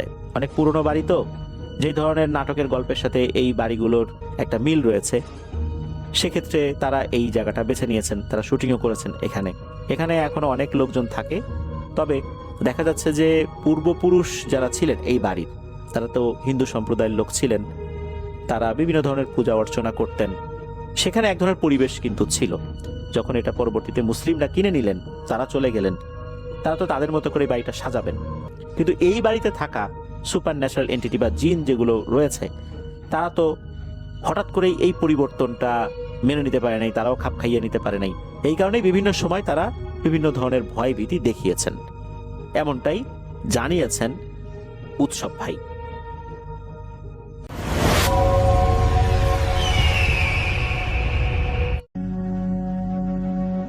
এই ঘটনাটি পাবেল শুনেছিলেন তার এক দুঃসম্পর্কের মামার কাছে, তার নানা বাড়ি গিয়ে ছোটবেলায়। তো সেটিকেই তিনি মনে করে খুব সাজিয়ে গুছিয়ে লেখার চেষ্টা করেছেন, আর আমাকে অনুরোধ করেছেন আমি যেন আমার মতো করে ঘটনাটা আপনাদের কাছে প্রেজেন্ট করি। তা আমি পাবেলের সেই ঘটনাটাকে আমার মতো করে প্রেজেন্ট করব। পাবেলের নানা বাড়ি হচ্ছে খুব সুন্দর একটা গ্রাম, বেশ সুন্দর সাজানো গোছানো একটা গ্রাম। পাবেল যখন এটা শুনেছেন তখন 2000 সালের আশেপাশের সময়, ঘটনার সময়কাল হচ্ছে 70-এর দশক। তো সেই সময় সেই গ্রামে একজন যুবক বাস করতো, যার নাম ছিল কামাল। কামালের বাবা মা গত হয়েছেন অনেক বছর আগে, বেশ অনেক বছর আগে। তার একমাত্র পরিবার, তার নিকটতম পরিবার হচ্ছে তার বড় ভাই। সেই বড় ভাই থাকতেন শহরে, আর তিনি মাসে 2 বার আসতেন, এসে কামালের সাথে কথাবার্তা বলে যেতেন। এবং বড় ভাই খুব ইচ্ছা ছিল, যেহেতু তাদের এই বসত ভিটা যেখানে তাদের বাসা, সেই ভিটায় কামাল একা থাকে, তার ইচ্ছা ছিল কামালকে তিনি বিয়ে শাদী দিয়ে এস্টাবলিশ করবেন এখানে। তো তিনি সেভাবেই চিন্তা ভাবনা করছিলেন। আর তাদের কিছু জমি জমা ছিল, তাদের যে বসত ভিটা তার পাশে যে জায়গাটা নেমে গেছে সেখানে তাদের কিছু জমি জমা ছিল। তো সেই জমিতে কামাল ফসল করতেন, আর এছাড়াও আরো যে জমি ছিল সেগুলো তারা লিজ দিছিল মানুষকে, বর্গা দিয়েছিল, তো সেগুলো থেকে কিছু আসতো। তো কামালের ভালোই কেটে যেত সেই জমি জমা থেকে ফসল করে, এবং তার বড় ভাই কিছু তাকে দিত, এই দিয়ে একলা মানুষ ভালোই চলতো। আর কামাল বিকেলবেলা চলে যেতেন, তাদের নৌকা ছিল, পারিবারিক নৌকা, এবং বাসা থেকে বেশ খানিকটা দূরেই, মানে তাদের বাসা থেকে বের হয়ে বিশাল ফসলের মাঠ, এবং তারপরে ওই পাশে নদী। তো সেই নদীর সংকীর্ণ অংশে তারা নৌকা বেঁধে রাখতো। তো কামালদের নৌকা ছিল, সেই নৌকা নিয়ে কামাল বেরিয়ে যেতেন, মাঝে মাঝে মাছ ধরতেন। তো মাছ ধরে তার নিজের চাহিদা তো মিটতো, আবার বেশি ধরতে পারলে তিনি বিক্রিও করতেন। তো এইভাবেই চলতো কামালের সময়, এবং কামাল বেশ সুখী ছিলেন। একদিনকার ঘটনা, কামাল এরকম দিনের বেলা তার কাজকর্ম সেরে ভাল লাগতেছিল না তার, বিকালের পরে তিনি বের হয়েছেন, ফসলের মাঠ ধরে যাচ্ছেন, তার জাল, তার বড়শি এগুলো সাথে নিয়ে। তার ইচ্ছা হচ্ছে মাছ ধরবেন, বেশ রাত পর্যন্ত মাছ ধরবেন, যদি ভালো মাছ টাছ পান তাহলে তিনি ওই নৌকার মধ্যেই রান্না বাড়া করে খাবেন, খেয়ে ওখানে ঘুমাবেন। আজকে আর তিনি এই মাঠ পার হয়ে ব্যাক করবেন না রাতে। এই চিন্তা করে কামাল যাচ্ছেন, এবং ফসলের মাঠের মধ্যে দিয়ে যাচ্ছেন, বেশ ভালো লাগতেছে। বিকাল তখন গড়ায় গেছে, খুব সুন্দর একটা পড়ন্ত বিকেলের আলো এসে পড়ছে ফসলের মাঠে, ফসলের মাঠগুলো বাতাসে দুলতেছে, খুব সুন্দর লাগতেছে তার কাছে। এবং দূরে তিনি দেখতে পাচ্ছেন যে ওই নদীর একটা রেখা ওদিক দিয়ে গেছে, ওইটা দেখা যাচ্ছে নদীটার একটা আবছা রেখার মতো মনে হয়। তো যাই হোক, হাঁটতে হাঁটতে এক সময় ফসলের ঘ্রাণ নিতে নিতে তিনি পৌঁছায় গেলেন তার নৌকার কাছে, যে দেখলেন যে আরো একটা নৌকা বাঁধা আছে, ছলাৎ ছলাৎ করতেছে, বাড়ি মারতেছে পাড়ে এসে। তো গিয়ে তিনি হেঁটে গিয়ে নৌকার মধ্যে জিনিসপত্র রেখে নৌকাটাকে নিয়ে বের হয়ে গেলেন নদীতে। নদীতে যে তিনি দেখতেছেন কোথায় তিনি মাছ মারবেন, চিন্তা ভাবনা করতেছেন। তার ইচ্ছা বড়শি দিয়ে মাছ ধরা এবং জালও ফেলা, মানে দুটাই তার ইচ্ছা আছে। মানে যখন যেটা ভালো লাগে আর কি, তিনি সব রকম ভাবে মাছ ধরতে অভ্যস্ত ছিলেন। তো যাই হোক, তো বেয়ে বেয়ে যাচ্ছেন নৌকা, সামনে যেতে যেতে তিনি একটা জায়গা বেশ পছন্দ ছিল তার। এটা হচ্ছে নদীর একটা অংশে নদীটা মোটামুটি একটু সংকীর্ণ হয়ে গেছে, কিন্তু সেখানে অনেক গাছপালা নদীর দুই পাশে। এক পাশে হচ্ছে একটা মানে এরকম মানে পাড়ের মধ্যে ঘাস হচ্ছে উঁচু উঁচু, এবং তারপর বেশ সামনে গেলে গাছ গাছালিতে ভরা, মানে একেবারে বনের মতো। আর আরেক পাশে ওইখানে একটা বাংলো আছে, ওইখানকার একজন লোক ছিলেন, বেশ সম্মানীয় লোক, তার একটা বাংলো ছিল ওইখানে। ওই বাংলোটা এখন পরিত্যক্ত হয়ে আছে, মানে কোনো একটা কারণে তাদের পারিবারিক কোনো সমস্যার কারণে, মানে দেখা যাচ্ছে যে মানে রাতারাতি তারা ওখান থেকে চলে যায়। তো তাদের একজন কেয়ারটেকার আছে যে এটা এখন দেখাশোনা করে, কিন্তু এই বাংলো পরিত্যক্ত হওয়ায় ওই জায়গাটাকে বেশ রহস্যময় মনে হয়। মানে কামাল অনেকবারই রাতের বেলা আশপাশ দিয়ে গেছে মাছ ধরতে, তো সে তাকায় থাকে, তার কাছে অন্যরকম লাগে। বিশেষ করে যখন ওই যে জ্যোৎস্না রাত হয়, তখন এই জ্যোৎস্নার আলো এসে ওই বাংলোর যে জানালা ওগুলো সার্সিতে পড়ে, মানে অন্যরকম লাগে, বেশ মানে রহস্যময় একটা অন্যরকম পরিবেশ। যাই হোক, কামাল আবার এটা খুব এনজয় করে, সে ওই জায়গায় তাকায় দেখতে দেখতে, এবং সে অনেক কথা শুনছে ওখানকার সম্বন্ধে, যে এই বাংলো দিয়ে রাতের বেলা কে হেঁটে বেড়ায়, জমিদারের স্ত্রী নাকি এখানে কি একটা সাধনা করতো, অন্যরকম অনেক ব্যাপার স্যাপার এসে শুনছে। যাই হোক, ওগুলো সে কমই গায়ে মাখে, তার মূল উদ্দেশ্য হচ্ছে মাছ ধরা। কারণ ওই বাংলোর ওদিক দিয়ে গেলে সামনে যে ঘন বন আছে এই পাশে, ওই পাশে নাকি বড়শি ফেললেও ভালো মাছ ধরা যায়, জাল ফেললেও ভালো মাছ ওঠে। তো ওই আশাই কামাল এদিকে আসছে। তো সে যখন নৌকা বাইতে বাইতে এখানে চলে আসছে, তখন সন্ধ্যা হয়ে গেছে। সে তার নৌকার মধ্যে হারিকেন জ্বালায় নিল। হারিকেনের আলোয় ছইয়ের ভেতরটা আলোকিত হয়ে আছে। সে দেখতেছে নৌকা আস্তে আস্তে সামনে যেতে যেতে চলে আসলো ওই বাংলোর কাছাকাছি। মানে সে এখন বাংলোর প্যারালালি আছে, তাকায় দেখতেছে যে একেবারে অন্ধকার হয়ে যাচ্ছে, ওর মধ্যে বাংলোটা দেখা যাচ্ছে। কামালের কাছে মানে খুব অন্যরকম লাগছে দেখতে। যাই হোক, দেখতে দেখতে সে চলে আসলো আরো সামনে, ওই বাংলো ছাড়া একটু সামনে চলে আসলো। তো ওইখানে এসে নৌকাটাকে একপাশে ভিড়ায় সে বসলো, বসে চিন্তা করলো যে একটু চা খাই। সে তার ওখানে কুকার আছে, কেরোসিনের কুকার, চিন্তা করলো একটু চা বানায় খাই, তারপরে মাছ ধরবো। তো বসে সে ওখানে যে চা তৈরি করলো, চা তৈরি করে আস্তে আস্তে চা খাচ্ছে আর তাকাচ্ছে। এর মধ্যে রাতটা আরো ঘনায় গেছে, মানে সন্ধ্যা ঘনায় রাত নামছে, আকাশের লালিমাও মুছে গেছে, চারিদিকে অন্যরকম শব্দ একটা। তো কামাল ওয়েট করতেছে চাঁদ ওঠার, দেখতেছে চাঁদ উঠতেছে না, মেঘে আকাশটা ছেয়ে যাচ্ছে। তো কামাল চিন্তা করলো এটা কি হলো, মেঘ চেয়ে যেতেছে, পরে বৃষ্টি টিষ্টি হবে নাকি। বেশ খানিকটা তো চলে আসছে বাড়ি থেকে, আবার এত দূর বেয়ে যাবো ওই জায়গায়, আর মাছ ধরারও তো ইচ্ছা। যাই হোক, এগুলো ভাবতে ভাবতে সে প্রথমেই জাল ফেলার সিদ্ধান্ত নিল, জাল ফেললো। অন্ধকার রাত, যেহেতু আকাশে চাঁদ নাই, মেঘে ঢেকে আছে চারিপাশ, আর এর মাঝে হারিকেনের আলো কেমন যেন একটু রহস্যময় লাগতেছে, এবং দূরে ওই বাংলোটার উঁচু উঁচু দালানগুলো দেখা যাচ্ছে। পুরো জায়গাটা জানি কেমন লাগতেছে। এর মাঝে সে জাল তুলতেছে, যে ওই জালের কাঠি ক্যাট ক্যাট ক্যাট ক্যাট বাড়ি লেগে শব্দ করতেছে, এবং জাল একটা টানার শব্দ পাওয়া যাচ্ছে, মানে অন্যরকম। আর রাতের বেলা এই গাছপালার ভেতর থেকে ঝিঝি পোকা ডাকতেছে, মানে একেবারে ডিফারেন্ট একটা জিনিস। কামালের কাছে বেশ ভালো লাগতেছে। সে জাল তুলে মাছ বের করবে কি, তার কাছে মনে হইতেছে মুহূর্তটাই এনজয় করার জিনিস, এগুলাই সে এনজয় করতো। এবং সে যদি একা থাকতো, তার কাছে এই একাকিত্বের ভেতরে নতুন নতুন কিছু জিনিস সে আবিষ্কার করে নিত আনন্দ পাওয়ার মতো। যাই হোক, জাল তুলে ফেললো, জাল তুলে দেখলো জালে বেশ কিছু ছোট ছোট মাছ উঠছে। তো সেই মাছগুলোকে সে ওখান থেকে করে নিতেছে, এবং এগুলো নদীর ছোট মাছ, খুব মজার। তো সে নিয়ে তার ওই যে নৌকার পাটাতন ছিল ওখানে তলে ঢুকাইতেছে সব। তো সেগুলো ঢুকাই দিয়ে সে আবার জাল ফেললো, আবার তুললো, ছোট ছোট মাছ উঠতেছে। তো সে চিন্তা করলো যে এইবার বড়শি দিয়ে ট্রাই করি, বড় কোনো মাছ পাই কিনা। জালে কোনো বড় মাছ ওঠে নেই। তো যাই হোক, জালটাকে সরায় রেখে সে বড়শিতে আদার পরালো, পরায় বড়শি ফেললো, এবং বড়শি ফেলার সময় সে নৌকাটাকে আর একটু সাইডে নিয়ে গেল। ওইখানে বেশ কিছু গাছপালার মানে একদম মানে আচ্ছাদন আছে, মানে একদম নদীর এই পাশে চলে আসছে গাছপালাগুলো। তো ওখানে বসে মারলো, একদম ছায়ার মধ্যে, অন্ধকার ছায়ার মধ্যে টপ করে তার বড়শি পড়লো। হ্যারিকেনটা নিয়ে এসে সে বসলো সামনে, বসে সে ওয়েট করতেছে। বেশ খানিকক্ষণ ওয়েট করার পর হঠাৎ করে তার এই বড়শিতে নাড়া পড়লো, এবং দেখলো যে বেশ সেরকম সুতা নিয়ে যাচ্ছে। তো সে তাড়াতাড়ি দেখলো কি খেলাটা শুরু করলো, বড়শিটাকে এরকম টানতেছে, আর এই পাশে হারিকেনটাকে আরো সামনে নিয়ে আসছে দেখার জন্য কি ব্যাপার। যেইভাবে টানতেছে তার বড়শি, তার কাছে মনে হলো বড় কোনো মাছ আসছে। বেশ খেলাইতেছে তার সাথে, এবং সে ভয় পাচ্ছিল যে ছিঁড়ে নিয়ে চলে না যায়। অনেক খেলাচ্ছে সে। কামালও বেশ ভালো একজন মানে বৈশাল, সে ভালোই মাছ ধরতে পারে। তো অনেকক্ষণ ধরে এরকম চেষ্টা করতে করতে মাছটাকে কাছে নিয়ে আসলো ফাইনালি। তো সে দেখলো প্রথম লেজের বাড়িটা পানির মধ্যে বাস করে লেজের বাড়ি দিল মাছ। তো সে বুঝতে পারলো বেশ বড় মাছ, এবং সে ধারণা করে নিল মাছটার মানে মোটামুটি 3-4 কেজি তো হবেই মিনিমাম। তো সে আর একটু খেলতে খেলতে খেলতে সামনে নিয়ে আসলো, এসে দেখলো যে মানে মাছ এরকম উঠে নড়তেছে পাশ থেকে, এবং হারিকেনের আলো ফেলে বুঝলো যে এটা বেশ বড় মাছ, মানে প্রায় 4 কেজি ওজন হবে। এটা একটা গজার মাছ সে দেখতে পারছে। তো এখন কি করবে, তার ওইখানে এরকমই ছিল মাছ ওঠানোর জন্য এরকম জালের মতো 3 কোণা একটা ঝাঁপির মতো জাল ছিল। তো ওইটা পানির নিচে দিয়ে সে মাছটাকে তুলে ফেললো। মাছ নড়তেছে ঝাঁপির মধ্যে, এরকম এরকম করে নড়তেছে। সে টেনে তার এসে খুব খুশি, 2 হাতে মাছ ধরে সে মানে তার খুব মানে মজা লাগলো যে এরকম এত বড় একটা মাছ প্রায় 4 কেজির মতো ওজন হবে, সে বুঝতে পারতেছে। এই সময় মেঘ ডাকলো, গুরু গম্ভীর মেঘ, গুরুম গুরুম করে মেঘ ডাকতেছে মেঘের উপরে, এবং আকাশের মধ্যে দেখলো বিজলিও চমকাইলো পিছনে। তো বুঝলো যে ঝড় বৃষ্টি আসতেছে। তো তাড়াতাড়ি মাছটাকে সে রাখলো, তার ওই পাটাতনের নিচেই রাখলো। মাছ লাফাচ্ছে, টাপাস টাপাস করে লাফাচ্ছে নিচে। তো সে চিন্তা করলো আবার ফেলি, যদি মাছ আরেকটা পাই বা আরো যদি পাই। সে আবার বড়শি ফেললো, বড়শি ফেলে বসতে কিছুক্ষণের মধ্যে আবার তার টান পড়লো সেই বড়শিতে, আবার খেলানো পালা, এবং বুঝলো যে এই বেশ বড়ই। এবার টানতে টানতে মনে হলো যে আরো শক্তিশালী, আরো বড় মাছ হবে। তো অনেক খেলতে খেলতে সে মানে মাছ, সে ভয় পাচ্ছিল ছিঁড়ে চলে না যায়। তো এরপরে সে যখন কাছে আনলো, ওই লেজ দিয়ে বাড়ি মারতো, তখন সে দেখলো আরো বড় একটা মাছ, এবং আরো কাছে টেনে বুঝলো যে এইটাও গজার মাছ। তো তার কাছে তো একেবারে অন্যরকম অবস্থা। এর মাঝে বৃষ্টি, ঝুম করে নামলো বৃষ্টি। তো সে দেখলো যে মাছ তো চলে যাবে, মাছ এরকম করে মানে নাড়া দিচ্ছে একদম কাছে এসে, মানে সুতা চিরে চলে যাবে, বড়শি চিরে চলে যেতে পারে। সে তাড়াতাড়ি ওই জাল দিয়ে ফেললো ওখানে। জাল দিয়ে মাছটাকে তুলতে যেয়ে বুঝলো যে এটা আরো বড় হবে, এটা মনে হয় 5 কেজি হবে। তুলে সে মানে পড়ে যেতেছিল, তার ওই যে লাঠি দিয়ে মানে ওই যে জালটাই করা, ওই মাছের ঝাঁকুনি দিয়ে মনে হচ্ছে ওটা ভেঙে পড়ে যাবে কট করে। যাই হোক, অনেক কষ্টে তুলে আনলো, এনে সে ওই নদীর তার যে নৌকার পাটাতনে ফেললে। এর মধ্যে ঝুম বৃষ্টি শুরু হয়েছে। তো সে তাড়াতাড়ি পাটাতনের উপরে ওই যে কাঠের ঢাকনা দিয়ে সে জালটাকে এই পাশে রেখে, ওই 3 কোনা জালটাকে এই পাশে রেখে ছাউনির ভিতর চলে আসলো। সে এসে দেখতে তার শরীর পুরো ভিজে গেছে, গোসল হয়ে গেছে এতটুকু পানিতে, মানে এখন যে দাঁড়ায় ছিল। চিন্তা করলো এখন কি করবে, এবং বেশ কড়কড় শব্দে বাজ পড়তেছে, বেশ মানে কড়া অবস্থা বৃষ্টির, এবং নদীর পানিতে বড় বড় ঢেউ উঠতেছে।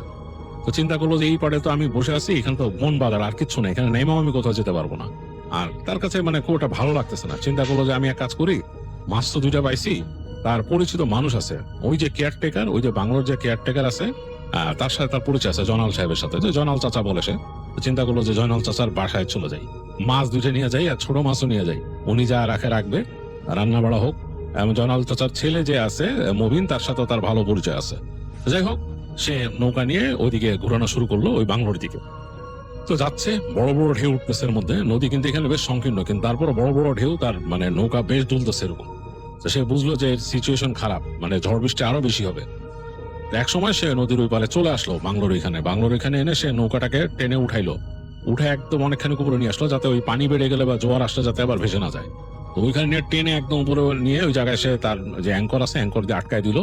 অ্যাঙ্কর দিয়ে আটকায় দিয়ে বুঝলো যে এখন তার নৌকা যাবে না। তো সে ওই মাছগুলাকে বাঁধলো, নৌকার মধ্যে সুটলি ছিল, বড় মাছ 2টা সুটলি দিয়ে বাঁধলো, আর ছোটগুলাকে সেরকম হাঁড়িতে উঠাইলো।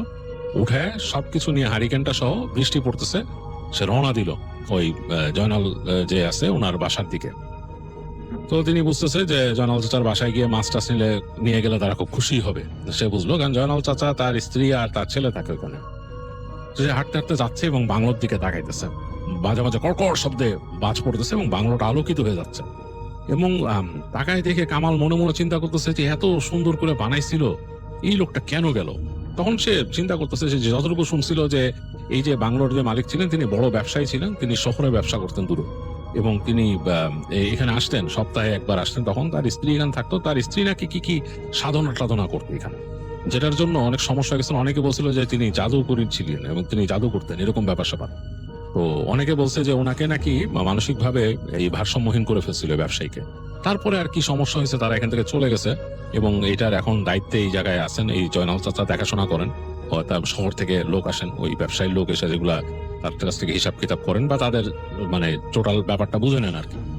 তো যাই হোক, এগুলো চিন্তা করতে করতে তাকাইতে তাকাইতে সে গেল হাঁটতে হাঁটতে। তো যখন সে হেঁটে চলে আসছে ওই জয়নাল কাকার যে ঘর, একটা আলাদা ঘর ওখানে, ওইটার কাছে আসতে আসতে সে তাকায়, হঠাৎ দেখলো যে বিজলির একটা চমকে মনে হলো যে জানালার মধ্যে কে দাঁড়ায় আছে, মানে মনে হলো জানালায় মানুষ দেখলো। তো কামালের কাছে অবাক লাগলো, জানালায় মানুষ, মানে এখানে কি মানুষ আসছে, মানে এখানে কেউ এসে উঠছে আবার। এগুলো চিন্তা করতে করতে সে জয়নাল কাকার ঘরে যে দরজা নাক শুরু করলো, এখানে জয়নাল কাকা, মবিন, দরজা খোল, দরজা খোল, আমি কামাল, বারবার বলার পর তখন বৃষ্টির মানে হ্যাচলা এসে পুরো ভিজে যাচ্ছে। তো এক সময় দেখলো মবিন দরজা খুলছে, জয়নাল কাকার ছেলে, তাকে বলে, কিরে কি অবস্থা তোর, এর ভিজে পড়ে কোত্থেকে গেলি, তোর হাতে কি এটা, তুই মাছ ধরেছিস? তখন বলতেছে যে হ্যাঁ মাছ ধরছি, দেখ বেটা 2টা মাছ দেখ, এরকম। আর ওই যে হাড়ি দেখাইলো, বলে ওর মধ্যে আছে আরো ছোট মাছ। তো খুব অবাক মবিন, তো একদম বলে, তুই তো কাজ ছেড়ে ফেলছিস, সেটা কি এত বড় মাছ?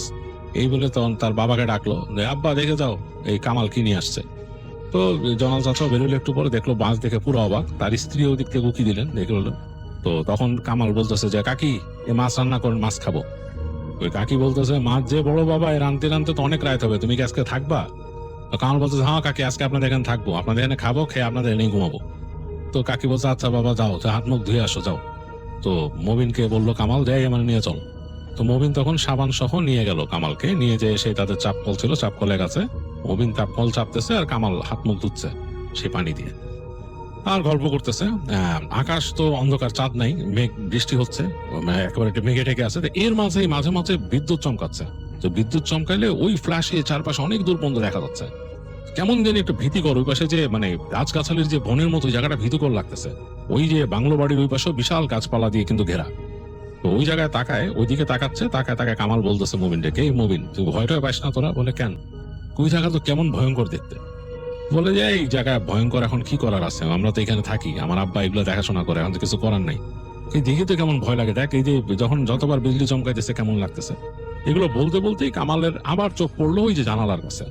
ওইখানে সে এইবারও এই বিজলির আলোতে দেখে মনে হলো যে একটা মহিলার অবয়ব দেখলো, অ্যাজ ইফ একটা মহিলা ওখানে দাঁড়ায় থাকলে যেরকম লাগে, চেহারা টেহারা বোঝা যাচ্ছে না, মনে হচ্ছে শাড়ি পরা কোনো মহিলা ওখানে দাঁড়ায় আছে, বিজলির আলোতে দেখছে। তো সে তখন বললো মুবিনকে, এই তোদের এখানে কি মানুষ আসছে নাকি? অন্ধকারের মধ্যে মনে হয় মহিলা দাঁড়ায় আছে বারান্দায়, ওই যে জানলার কাছে, ওই জানলার কাছে। তখন মহিন বলছে, এই তুই হাত দিয়ে গুলো দেখিস না, হাত মুখ ধরতো তাড়াতাড়ি। তো কামাল ধুইলো একটু অবাক, কামাল বলে কি ঘটনা কি, তুই এরকম ভয় পাস কেন? তো কোনো কথা না বলে সে চলে আসলো। তারা বাসার মধ্যে অলরেডি তো ভিজা ছিল, কামালকে গামছা দিল মুবিন এবং সে হাত মুখ মুছে টুছে ঘরের মধ্যে ঢুকলো, মানে মুবিনের যে ঘরটা ওখানে ঢুকলো। ঢুকে বসে গল্প করতেছে, মানে বিভিন্ন এটা ওইটা জিজ্ঞেস করতেছে মুবিন কামালকে। কামাল বলতেছে, এই তুই ওই জায়গা দেখানোর পর এরকম করলি কেন, মানে ওইটা কি সমস্যা কি? আমি তো দেখছি এক মহিলা। হ্যাঁ ওইদিকে হাত দিয়ে দেখিস না, ওই জায়গা উল্টা পাল্টা কথা আছে, জানাস না তুই? বলে কি? এই মানুষ এখানে দেখে, জমিদারে বউরে দেখে ওইখানে, তার অনেকেই দেখে। তো তখন কামাল বলতেছে, তুই দেখছিস? আমি দেখি নাই, আমি অনেক সময় রাত্রেবেলা এখানে শব্দ পাই, অনেকে যেন হেঁটে যায়, শর্ট করে হেঁটে যায়, আমি নুপুরের শব্দ পাই, অনেক কিছু আছে এখানে। আর এই বাসা তো মানে আমি আমার বাবারে বলছিলাম যে এই চাকরি ছেড়ে দাও। বাবা বলে যে এই বয়সে আর কি কাজ পাবো, এর জন্য বাবা করে না। বাবার ইচ্ছা যে আমি যে পড়াশোনা করছি কলেজ পর্যন্ত, বাকিটা আমি শহরে যে মানে পড়াশোনা করবো, আরো বড় ডিগ্রি নিবো। বাবা 10 দিন পরে এখানে নির্ভেজাল কাজ করে যেতে চায়, এর জন্য বাবা যায় না। কিন্তু এই জায়গা ভালো না রে বেটা। তো তখন কামাল বলতেছে যে আরে তুই কি করছ, আমার কাছে তো বেশ মজা লাগতেছে, আমার ইচ্ছা করতেছে এনে ঘুরে দেখতে। না ওই নামও নিস না, ঘুরে দেখতে মানে কি বলতে চাস তুই? বলে না বেটা, আমি তো তোদের এখানে শুনছি, তোদের এখানে কি বলে জাদুটোনা করতো, জমিদারে বউ কি সব বলে আছে এখানে। তো তখন মমিন বলতেছে যে হ্যাঁ আমিও শুনছি এখানে, এবং এখনো মাস 2-3 পর পর কিন্তু আসে, কিছু লোক আসে, এরা রাত্রেবেলা এখানে এসে কি সাধনা টাধনা করে, কি ভোগ টোক দেয়। তো তখন কামালের খুব আগ্রহ হলো শুনতে। বলে কি ভোগ দেয় মানে? আরে বেটা এখানে কালো ছাগল নিয়ে আসে, তারপর আরো অনেক কিছু নিয়ে আসে, বড় মাছ নিয়ে আসে, আইন এখানে ভোগ দেয়। বলে কি ভোগ দেয়? শুনছি এখানে তাদের একটা এরকম কামরা আছে সাধনার, ওখানে যে এখানে রেখে আসে, কি করে তারা ওখানে অনেক রকম মানে করে অনুষ্ঠান করে, জিনিস করে নিজেরা, এগুলা কাউরে দেখা না, নিজেরা আসে এগুলা করে, নিজেরা চলে যায়। মাঝে মাঝে আমি উকি টুকি দিয়ে দেখছি আর কি এরকম অবস্থা। তো তখন বলে কি রে, ভোগ দিয়ে কি কাজ হয় এদের? কিছু তো মনে হয় এদের ব্যাপার স্যাপার আছে, নাহলে কেন দেয়? কামাল বলে যে আমি যাই, আমি যে দেখতে পারি না কিছু। তোর কি মাথা খারাপ, তুই যাবি? তুই আমার সাথে চল। মবিনে বলো, মবিন বলে আমি কখনোই যাবো না, আমি এখানে থাকি, তোর মাথা খারাপ, আমি এখানে যাবো। কামাল তাকে খুব মানে ইনসিস্ট করতে থাকে। মবিন বলে আর এগুলো বাদ দে তো, তুই অন্য কথা বল। যাই হোক, দুজনে অন্য গল্প করতেছে। এক সময় এই গল্প করতে করতে একটু রেস্ট নিতে দেখা যায় ঝিমায় কিছুক্ষণ কামাল। তো তারপরে দেখা যায় রান্না হয়ে গেছে চাচি উনি ডাক দেয় আর কি তাদেরকে খেতে। তো তারা দুজন খায়। তো খেতে খেতেই কামাল মবিনের আম্মাকে জিজ্ঞেস করেন যে চাচি, আপনি যে রান্না করেন, আপনার রান্না করতে ওই দিকে, আপনার ভয় লাগে না? এই বাড়িটা এরকম, আমরা তো শুনছি এখানে ভূত আছে। মানে কামাল নিজের মতোই জাস্ট বলে। তো তখনই ওই চাচি বা মবিনের আম্মা তিনি বলেন যে আমি তো এখানে বাবা যে কি ভয়ে থাকি, এরা বাপ বেটা তো বুঝে না। আমি রান্না করে ওখানে রান্না করতে থাকি, মনে হয় যে আমার জানলা দেখে আমার দেখতেছে, মানে অন্যরকম। এই যে তোমরা গল্প শোনো না, জানলা দিয়ে হাত পাড়া দেয় মাছের জন্য, মনে হয় যে এরকম কেউ কিছু নিয়ে যাবে এখান থেকে, চায় আমার কাছে অন্যরকম। আমি শ্বাস ফেলানোর কত শব্দ শুনছি, মানে একেবারে অন্যরকম, অনেকে শ্বাস ফেলতেছে জানলার ওই পাশে, আমি ভয় আর জানলা খুলি নাই এরকম। তো শুনে কামাল একটু অবাক, আসলেই? বলে যে হ্যাঁ, আমি রাতে বসে বসে এখানে রান্না করতে তো চুলোয় ফুক দিচ্ছি, দিয়ে চোঙ্গা দিয়ে ফুক দিচ্ছি, আমার মনে হয় যে আমারে শোনায় কি ফুক দেয় জানলার পাশ থেকে, মনে হয় আমি এখান থেকে ফুক দেয়, সেও ফুক দেয়। আমার এখানে আগুন লক লাগায় ওঠে, ফুক দিলি বেড়ে ওঠে এখানে আগুন, আর ওইখান থেকে মনে হচ্ছে যে ওখান থেকে নিঃশ্বাস ছাড়তেছে জোরে জোরে, এরকম একটা অবস্থা। এই যে আমার রান্নাঘরের এখানে যে দরজাটা আছে, এই দরজার মধ্যে কয়দিন যে নক করে গেছে। তো তখন জয়নাল সাহেব আবার তাকে বলে যায়, চুপ থাকো, কি বলো উল্টাপাল্টা কথা, এইসব কথাবার্তা বলতে হয় না মানুষের, এসে আমি এখানে দেখাশোনা করি, তুমি এগুলা কি বলতেছো? তো তখন ওই চাচি এবার চুপ করে গেলেন। কামাল আর কিছু বললো না, খাওয়া দাওয়া করে উঠে মবিনের সাথে গল্প করতে করতে আসলো, বললো যায় বাসার সামনে আয় দাঁড়াই। তো ততক্ষণে বৃষ্টি থেমে গেছে এবং মেঘ অনেকটা ক্লিয়ার হচ্ছে, আকাশে একটা মানে 8খানা চাঁদ বেরিয়েছে উপরে মেঘের মধ্যে থেকে, খুব সুন্দর লাগতেছে দেখতে, ঝকমক করতেছে। বৃষ্টির পরে সব মানে অনেকটা ধুয়ে গেছে তো, এবং ঝকমক করতেছে। দেখা যাচ্ছে দূরে ঘাসের উপরে পানির যে ছোট পানির বিন্দু জমে রয়েছে, ওটার মতো চাঁদের আলো পড়ে চমকাচ্ছে। তো কামাল মবিনকে জিজ্ঞেস করলো যে এই চাচি যে মাছ রান্না করছে যে একটা করছে, আর একটা কি করছে? কই রেখে দিচ্ছে, সকালবেলা তুই নিয়ে যাবি, কিছু করার নাই, ওইটা রাখার মতো তো ওরকম ব্যবস্থাও নাই, আমাদের এখানে বরফও নাই, ওইটা মানে এরকম বেশি রাখলে কিন্তু নষ্ট হয়ে যাবে, তুই ভোরবেলায় এটা নিয়ে যাবি, এখান থেকে নিয়ে যায় কাউরে দিয়ে দে, বেঁচে দে, কিছু কর, কারণ এতে নষ্ট হবে মাছটা খামাখা। আর ওই যে ছোট মাছগুলোরও তোর ব্যবস্থা করতে হবে, কাউরে দিতে হবে, নাহলে বেঁচে দিতে হবে। ওই যাওয়ার পথে নৌকা দিয়ে পাবি মানুষ অনেকে মাছ কিনে, ওদের কাছে কারো কাছে বেঁচে দিবি। তো কামাল বলতেছে আচ্ছা এক কাজ করলে কেমন হয়? কি, আমি একটা আজকে চেষ্টা মারবো, ট্রাই মারবো। তো তখন মহিন বলছে কি ট্রাই মারবি তুই? আমি মাছটা নিয়ে ওই বাংলোতে যাব, যে দেখবো ওই ভোগ দেওয়ার ব্যাপারটা কি। তো তখন মমিন বলে মাথা কি খারাপ হয়েছে তোর? বলে হ্যাঁ আমি যাব, তুই আমার সাথে যাবি, তুই পিছিয়ে থাকবি, তুই সামনে যাবি না। তো মবিন তো মোটামুটি রাজি না একদম, বলে আরে শোন আমরা যাই দেখি না কি ঘটনা কি। মানে কামালের খুব আগ্রহ ছিল এইসব ব্যাপারে। তো মবিন মানে তার কথা শুনবে না, তারপরও কাইন্ড অফ কনভিন্সড হয় কামালের দ্বারা। বলে আচ্ছা ঠিক আছে, আমি কিন্তু সামনে যাব না, তুই যাবি, তুই যে দেখবি। বলে হ্যাঁ। তো কামাল বলতেছে যে আমি এই এক থালিতে করে মাছটা নিয়ে যাব, যে ওইখানে বলবো যে ভোগ নিয়ে আসছি, দেখি কি দেখা দেয়, কিছু আসে নাকি ওইখানে। তো এই বলার পরে মবিন বলে লাভ কি রে, বলে যে ভূত প্রেত পিশাচ কিছু দেখা দেয় কি করবি? কারে কিচ্ছু না, দেখবো, দেখারই তো একটা আনন্দ। তো এই বলে বলতেছে এখন না, আগে জয়নাল কাকা শুয়ে পড়ুক, তারপরে যাব। তো দুইজনে কিছুক্ষণ দাঁড়ায় ঘোরাঘুরির পর অনেকক্ষণ পর দেখা গেল শুয়ে পড়ছে, মানে ওই জয়নাল কাকা এবং তার স্ত্রী শুয়ে পড়ছে, ওই জায়গাটা অন্ধকার করে দিচ্ছে রুমটা। তো তখন কামাল যায়, মবিন আর কামাল দুজন যায়, যে তার মবিন তার মায়ের যে একটা থালা আছে বড়, যেটার মধ্যে মাছ টাছ কাটে রাখে, সেটা এরকম টেনে নিয়ে আসে, এনে দেখে যে এরকম বড় মাটির একটা ছিল, ওইটার মধ্যে মাছটাকে এইভাবে রেখে দিছে। ওইটাকে তার আম্মা আবার ওই এরকম করে বাঁকায় রাখছে। তো সেটাকে উঠায় থালির মধ্যে নেয়, নিয়ে বলে যে আচ্ছা চল, বলে দুইজনে বেরোয় হাঁটা দেয়। তো হেঁটে যাচ্ছে, বেশ ভারী মাছটা, মানে প্রায় 4-5 কেজি তো ওজন হবে এরকম। তো ওই গাছগাছালির মধ্যে দিয়ে যাচ্ছে, কেমন জানি লাগতেছে তাদের কাছে, দুজনের কাছে, কেন এরকম মাছ নিয়ে এরকম জায়গায় হাঁটতেছে। মানে গ্রামে কিন্তু ওই মাছ নিয়ে অনেক কথা প্রচলিত আছে এরকম। তো এই ভয়টা তাদের মধ্যে আছে। তো তারপরও এটা ব্যাপার না। তো মবিন নিয়ে হাঁটতেছিল মাছটা। তো মবিন ওই জায়গায় যে ভয়ে বলতেছে যে তুই এটা নে, আমি নেব না, আমি হারিকেন ধরতেছি। তো তখন কামাল হাতে নিয়ে নেয়, নিয়ে হারিকেন নিয়ে পিছনে পিছনে মবিন চলতেছে, আর আগে আগে হেঁটে যাচ্ছে হচ্ছে কামাল। এবং ওই চাঁদের আলো পড়ছে, বেশ লাগতেছে না। হাঁটতে হাঁটতে তারা চলে আসলো মূল এই যে বাংলোটার সামনে। বাংলোর সামনে এসেই কেমন জানি গা কাটা দিয়ে উঠছে, দুজনে গা কাটা দিয়ে উঠছে। তাদের কাছে কেমন জানি লাগতেছে, ভয় ভয় লাগতেছে, কারণ চারিপাশে খা খা করতেছে, নিচতলাটা খা খা, 2 তলাটা খা খা, বারান্দাগুলো আর কি, কোনো মানুষজন নাই, অন্যরকম।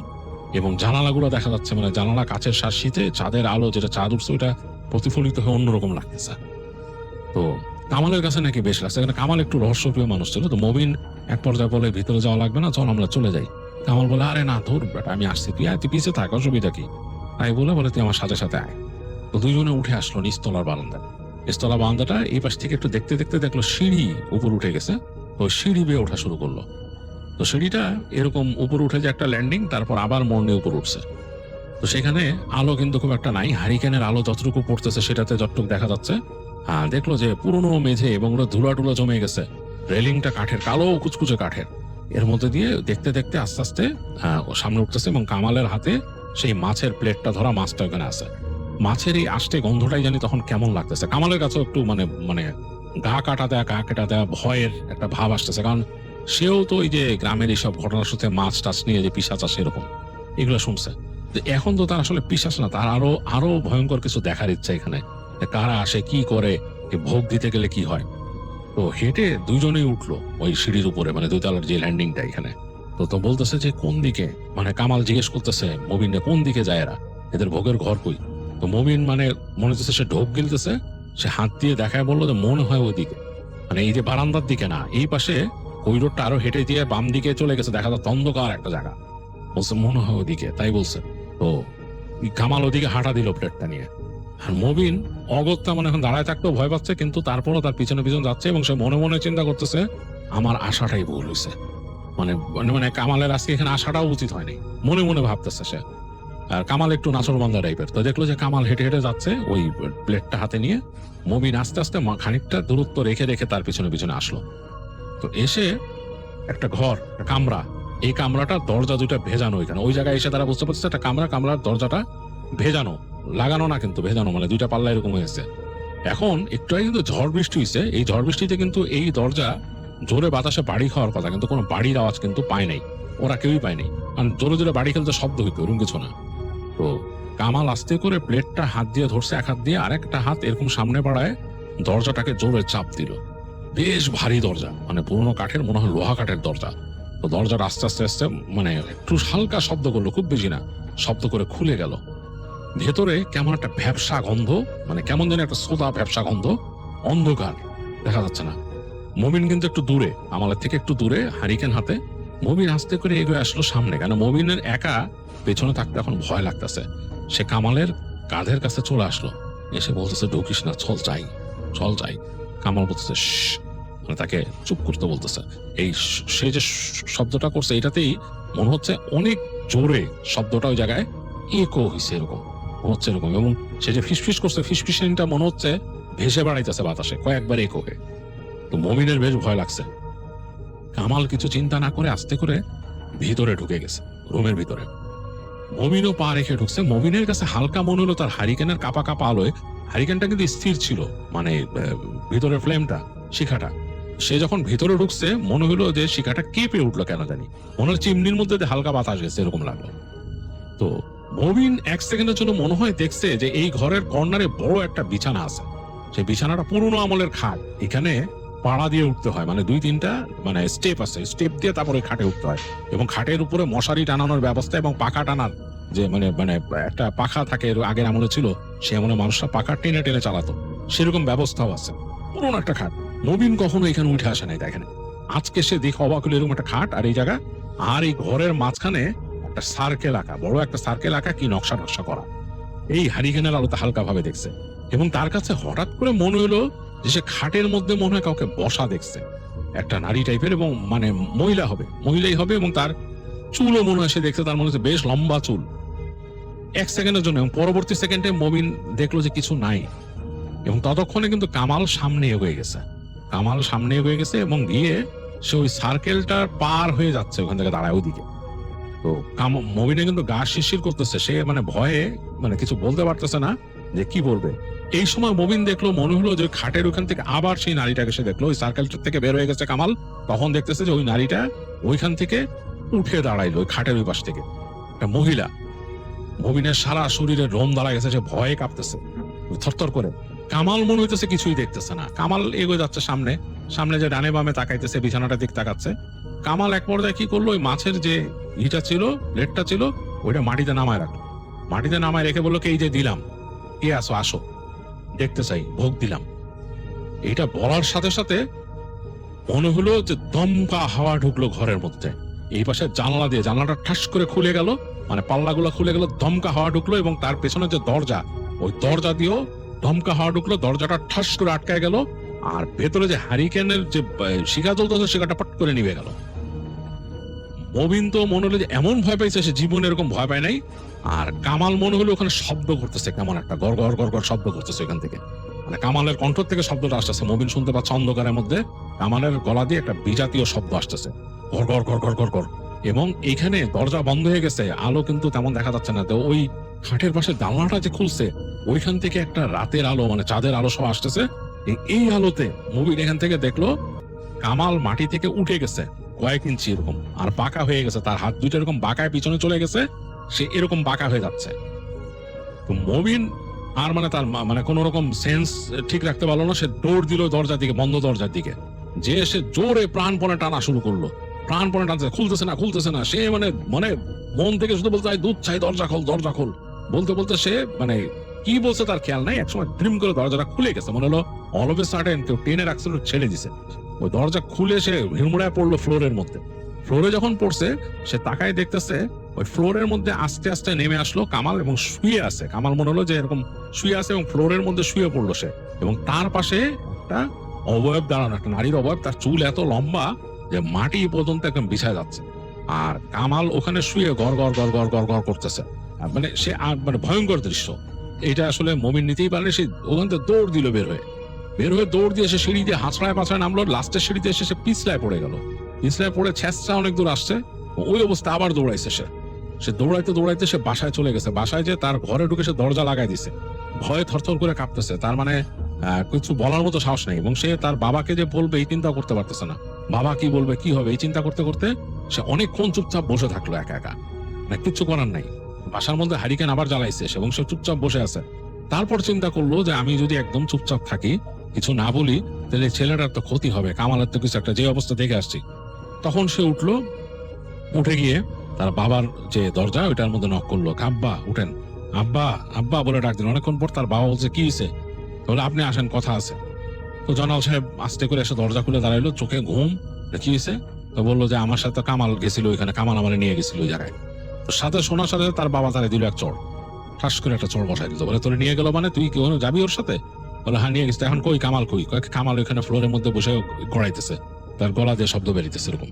তো জয়নাল সাহেব তো মানে পুরা হয়ে গেলেন। সাথে সাথে তিনি তার ঘরের থেকে হারিকেন বের করলেন, বললে, ঘাড়ের তলে হেজাক আছে, হেজাক বাইর কর।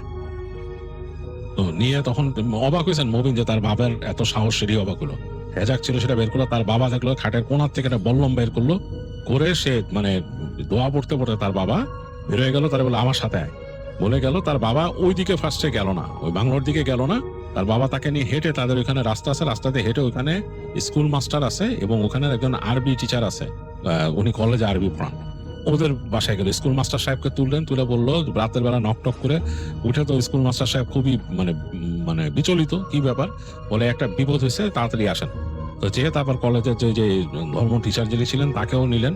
তো এই কয়েকজন মিলে ওখানে যে হাজির হলেন ওই বাড়িতে, এবং গিয়ে ততক্ষণে অলরেডি ওই যে মানে তারা যখন পৌঁছেছে ওই সময় ফজরে আজান দিচ্ছে, ফজরে আজান দিচ্ছে, মানে ভোর হয়ে গেছে আর কি। তো যে ঘরের মধ্যে ঢুকলেন একদম নিয়ে, তো ইকে মমিনকে সাথে নিয়ে আসছে। তার বাবা বলে, কোথায়? দেখাইলো। তো ঘরের মধ্যে যে দেখতেছে যে ওই তারা দেখছে ওই যে গোল একটা ওইরকম নকশা করা, ওই যিনি আরবি টিচার ছিলেন তিনি ওইটা দেখেই নাকি তিনি দোয়া দরুদ পড়া শুরু করছেন। দোয়া পড়তে পড়তে সামনে যাচ্ছেন। তো যে ওই মমিনকে জিজ্ঞেস করছিল, কি দেখছে? মমিন বললো, এই। তো ওইখানে যে দেখে যে ওই খাটটার ওই যে গোল যে সার্কেলটা, তার ওই পাশে ওই প্লেটটা পড়ে এসে, প্লেটের মধ্যে কোনো মাছ নাই। আর ওই জায়গায় কামাল শুয়ে আছে এবং কামালের মাথা একদিকে বাঁকানো। তো ভয় পেয়ে গেলেন। জয়নাল সাহেব মনে করছেন যে মানে কামাল কি মানে তার সব ঠিক আছে নাকি। সে দৌড় দিয়ে গেলেন এবং ওই সাথে যে আরেকজন টিচার ছিলেন উনিও গেলেন, যে দেখলেন, দেখে যে না, পালস আছে, তার পালস আছে। তো তাকে তারা সবাই মিলে ওখান থেকে টেনে বের করলো, মানে ঘর থেকে বের করলো, মবিন সহ বের করে তারা নিয়ে আসলো বাইরে। সেখান থেকে তাকে টেনে তারা নিয়ে আসলো হচ্ছে জয়নাল সাহেবদের বাসার বারান্দায়, মানে মবিনদের বারান্দায়। তো সেখানে এনে তাকে পরিষ্কার পরিচ্ছন্ন করলো, কামালকে পরিষ্কার করে তারা মানে তার গাটা মুছে দিল। তো তারপরে তখন ওই যে আরবি টিচার ছিলেন তিনি বললেন যে আমরা নামাজ পড়ে নিই একসাথে। তো ওনারা যে একসাথে জামাতে নামাজ পড়লেন, পড়ে আসলেন। এসে তারা কামালকে দেখলেন কি অবস্থা। তো আরবি টিচার তখন দোয়া দরুদ পড়া শুরু করলেন, কামালকে তিনি ঝাড়া শুরু করলেন। তো ঝাড়তেছেন, দেখতেছেন যে মানে ঝাড়লে সে জাস্ট একটু কাঁপে আর কি, কাঁপে এবং তার শীত লাগতেছে অনেক। তো তাকে তাড়াতাড়ি বাসার থেকে কোনো কাঁথা টাথা এনে পেঁচায় দেওয়া হলো এবং তিনি দোয়া দরুদ পড়তে পড়তে ঝাড়তে ঝাড়তে এক সময় মনে হলো সে ঘুমাইতেছে, আসলে তার ঘুম আর ভাঙে না কামালের। তো তিনি বললেন যে আমি তো অনেকক্ষণ ঝাড়ছি, আর কি করা আছে, এখন মসজিদের যে হুজুর আছে ওনাকে নিয়ে আসেন, এনে দেখেন উনি কি করতে পারে। ছেলেটা তো বুঝতেছি না কি হয়েছে, কোনোরকম পজেসড হয়েছে না কি হয়েছে এটা বুঝতেছি না কিছু। তো যাই হোক, তারা মোটামুটি ওই বসেই ছিলেন সামনে। অনেকক্ষণ পর মসজিদ থেকে হুজুরকে নিয়ে আসেন, উনি এসে ওখানে একটা রুকাইয়ার মতো করেন বা একটা ঝাড়ফুঁক করেন। তো করার পরে তিনি দেখেন যে কামালের আস্তে আস্তে চোখ মেলে। কামাল চোখ মেলে, সে মানে খুব মানে চোখ মেলতে পারতেছে না, এরকম খুব দুর্বল একটা আচরণ করতেছে, বলতেছে যে আমি কোথায়। তো তখন তাকে বললো যে তুমি আসো, আমাদের বাসায় আসো। জয়নাল চাচা বললেন যে আমাদের বাসায় আসো, আর তুমি কি ঠিক আছো? তুমি কি মনে করতে পারো, কি হয়েছে? তো কামাল ঠিক মতো বলতে পারতেছে না। সে বললো যে আমি মবিনের সাথে গেছিলাম ওইখানে বাংলোতে, তারপরে আর আমার কিছু মনে নাই। মানে সে আর বলতে পারতেছে না, তার এতই দুর্বল, কথা বলতে পারতেছে না। তো কামালের যেহেতু এখানে কেউ নাই এবং তখনকার সময় তো এরকম ফোনও ছিল না কাউকে কল দেওয়ার মতোই, তো জয়নাল কাকাই তখন ব্যবস্থা করেন কামালকে ওখান থেকে তাদের ওইখানকার যে সদর আছে সেখানে নিয়ে যান, সেখানে নিয়ে চিকিৎসার ব্যবস্থা করেন। সেখানে যে চিকিৎসক দেখে বলা যায় তার শরীরে অ্যানিমিয়া, অনেক রক্ত চলে গেছে, রক্ত নাই শরীরে, রক্ত কমে গেছে অনেক। খুবই আশ্চর্যজনক ব্যাপার, সে একটা বলশালী ছেলে ছিল, খুব শারীরিকভাবে সুস্থ ছেলে, এরকম কেমনে হলো, অ্যানিমিক কেমনে হলো। তো যাই হোক, তাকে মানে খাবার দাবার অনেক কিছু দেওয়া হয়, শুশ্রূষা করতে বলা হয় এবং তাকে কিছুদিন তার আরেক মানে প্রতিবেশী, মানে কামালদার যে বাসা ছিল তার প্রতিবেশী এক বাসায় রাখা হয়। তো সেখানে তারা তাকে চিকিৎসা দিত, মানে ওই ডাক্তার যা লিখে দিয়েছেন ওষুধপত্র দিত। সেখানকার যে কবিরাজ ছিল গ্রামের, সেও এসে দেখে যেত এবং জয়নাল চাচা এটার মানে তত্ত্বাবধানে ছিলেন, তিনি সেগুলো খবর নিয়ে নিতেন। তো সেই খবরে বেরোলো যে ওই যে কবিরাজ যে বললো, কবিরাজেরও তো নিজস্ব একটা আছে, সে কবিরাজ বললো যে এই ছেলেটাকে খারাপ কোনো কিছুতে ধরছে এবং তার থেকে তার যে শক্তি, জীবনী শক্তি শুষে নিতেছে এরকম। তো ওনাকে বড় কোনো হুজুর বা কাউকে দিয়ে দেখান, চিকিৎসা করান। তো যাই হোক, এর মধ্যে কামালের বড় ভাই চলে আসে যে খবর পেয়ে। তাকে মানুষ ওই যে চিঠি লিখছিল সে চলে আসে, আসার পরে তিনি তাকে আরো ভালো ব্যবস্থা করেন, একেবারে শহরে নিয়ে যান কামালকে, সেখানে নিয়ে একজন বড় আলেমের কাছে নেন, সেখানে নিয়ে তাকে চিকিৎসা করান। তো চিকিৎসা করে আলেমও বলে যে খারাপ একটা জিন তাকে ধরছিল, খুব খারাপ জিন, এবং সে কোথাও যে সেটা নজরে পড়ছে এবং এটা তাকে কিন্তু এরকম খুঁজে ফিরবে এবং তার ক্ষতি করবে, তার জীবনী শক্তি শুষে নেওয়ার চেষ্টা করবে। এটা তারা করে এবং এটা কোনো মহিলা জিন, যে যেটা করছে এটা কোনো মহিলা জিন। তো যাই হোক, কামালকে জিজ্ঞেস করে, তার ভাইও জিজ্ঞেস করে কি হয়েছিল, কি ব্যাপার, তোর কেমনে কি এগুলো হলো। তো কামাল আসলে মানে তার ভাইকেও সে বলে না, চুপ করে থাকে, এই জিনিসগুলো সে এড়ায় যায়। তো সে তার যে বন্ধু মবিনকে একদিন বলে যে কি হয়েছিল। মবিন জিজ্ঞেস করে তারে যে তোর কি হয়েছিল, আমি যে ওখানে দেখলাম যে তোর এরকম অবস্থা। বলে আমি যখন নাকি যে বললাম যে নিয়ে আসছি, এই যে তোমার ভোগ নিয়ে আসছি, তখনই আমি দেখছি একটা নারী দাঁড়ায় আছে ওইখানে। সে দেখতে খুবই সুন্দর, তার চুল অসম্ভব লম্বা আড়িপন্থ, এবং সে আমার কাছে এসে আমার গালে স্পর্শ করার সাথে সাথে আমার শরীর দিয়ে কেমন মনে হয় একটা মানে স্রোত নেমে যায়, ঠান্ডা কেমন একটা স্রোত, আর আমি আর তখন কিছুই স্মরণ করতে পারি না। এরপর থেকে আমি মানে মনে হয় যে আমি বাতাসে ভাসতেছিলাম যতক্ষণ পর্যন্ত আমার হুঁশ আসছে, এবং তারপর তো আমি মানে নড়তে পারতেছিলাম না, মনে হয় যে আমাকে পানিতে ভাসাইতেছে কেউ, এরকম পানিতে ভেসেই আসি। তো তখন মমিন বলে এখন তোর কেমন লাগে? হয়তো অনেক দুর্বল লাগে, আমার শরীরে সেরকম শক্তি নাই। আসলে আমার অনেক শুকায় গেছিল, মানে অন্যরকম হয়ে গেছিল। আর তার ভাই তখন মানে খুবই চিন্তায় ছিল, তার ভাই শহর থেকে এখানে এসেই গ্রামেই থাকতেছিল তাদের বাড়িতে। তো এরকম অবস্থায় কামালকে তখন একজন ওই যে আলেমের কাছে যে নিছিল শহরে, তিনি তাকে বলেন যে এই কিছু আমল দেন, বলে যে এগুলা করতে হবে। এবং কামাল বুঝতে পারে যে সে একটা বড় সমস্যায় পড়ছে, আর এখান থেকে উত্তরানোর উপায় নাই। তার খুব ভয় লাগতো। কামালকে নাকি রাতের বেলা কে এসে ডাকতো তার ঘরের বাইরে, তার জানলা দিয়ে ডাকতো, এবং অনেক সময় নাকি সে দেখতো তার ঘুমের সময় তার মাথার কাছে কে দাঁড়ায় আছে। তো কামাল তখন চিৎকার করে উঠতো, চিৎকার করলে তার বড় ভাই চলে আসতো, বড় ভাই পাশের রুমে ছিল। তো যাই হোক, এরকম অবস্থায় কামালকে কিছু দেয়, মানে কিছু দেয়, আমল দেয় করার জন্য সেই আলেম যিনি ছিলেন। তো কামাল এরকম আমল করতো, নিয়মিত করতো। সে নামাজ পড়তো, নামাজ পড়ার পর রাতে বিশেষ করে বলছে যে এশার নামাজের পরে এই আমলগুলো করে তারপর যেন সে ঘুমাইতে যায়। তো আর ওই আলেম একদিন আসছিল তাদের বাসায়, এসে তার বড় ভাই তাকে আমন্ত্রণ করে আনছিলেন, এনে বাসার মধ্যে বলেন যে এরকম আমাদের বাসাটা বন্ধ করে দেন। আলেম তাদের বাসাটা বন্ধ করে দিছিল। তো ওই যখন নাকি কামাল নাকি ওই আমল করতো, তখন নাকি সে ফিল করতো যে তার বাসার জানলার পাশে ওই যে কাকি যেরকম বলছিল সেরকম দাঁড়ায় কেউ নিঃশ্বাস ফেলতেছে, এবং সে অনেক কান্নার শব্দ শুনতো ওই পাশ থেকে। মানে তাদের বাসার এই যে পিছনের যে অংশটা যেখানে গাছগাছালি আছে, ওখান থেকে কে জানি কাঁদতো, এরকম শব্দ সে পেত। এবং সে অনেক রকম স্বপ্ন দেখছে, এবং সে স্বপ্নে নাকি ওই নারীটাকেই দেখতো যাকে সে ওই যে ওখানে মাছ রাখার পরে দেখছিল তাকে। তো যাই হোক, ওই আলেম বলে দিছিল এটা মোটেই ভালো না, তুমি ওই বাংলাতে যা করছো ওই জায়গাটার মধ্যে অনেক রকমের দুষ্কর্ম করতো যারা এই ছিল ওইখানে, উল্টাপাল্টা কাজ করতো, উল্টাপাল্টা জিনিস করতো, আর এই ভোগ টোক এগুলা কোনো ভালো কাউকে দেয় না, এগুলা মানে জিনিসটা ভালো না।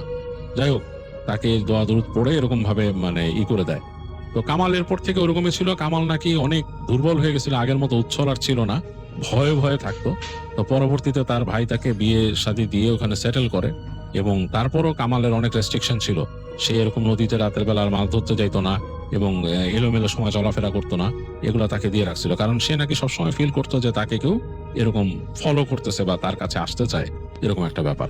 যখন সে আমল করতো তখন ওই টাইমটা সে একটু ডিস্টেন্স বুঝতে পারতো যে তার ওরকম মানে কিছু আসতে পারতেছে না এরকম। এছাড়া নাকি সে প্রায়ই ফিল করতো তার খুব কাছেই কেউ আছে এরকম। তো যাই হোক, কামালকে মোটামুটি কনস্ট্যান্ট একটা ইসের মধ্যে থাকতে হয় এরপর থেকে, মানে একটা আমলের মধ্যে থাকতে হয় এটা থেকে বেঁচে থাকার জন্য। তো যাই হোক, এই একটা ঘটনা ছিল যেটা পাবেল আমাদের কাছে শেয়ার করছে। আমার কাছে কিন্তু বেশ ইন্টারেস্টিং মনে হয়েছে, বেশ ভয়ের মনে হয়েছে পাবেলের ঘটনাটা। মানে এরকম জায়গায় কিন্তু অনেকে যে পজেস্ট হয়েছে, আমি জীবনে শুনছি যে অনেক মানুষই অনেক জায়গায় এরকম গেছে, যাওয়ার পরে পরবর্তীতে সে ফিল করছে যে সে পজেস্ট হয়ে গেছে। এরকম ঘটনা কিন্তু আমি শুনছি আরো মানুষের কাছে। তো এই ঘটনাটা শুনে আমার কাছে এর জন্য বেশ অন্যরকম লাগলো, এবং পুরো পরিবেশটা আমি যখন পড়ার সময় কল্পনা করতেছিলাম তখন আমি পুরো দেখতে পাচ্ছিলাম, আর আমার কাছে বেশ ভয়ের মনে হচ্ছিল।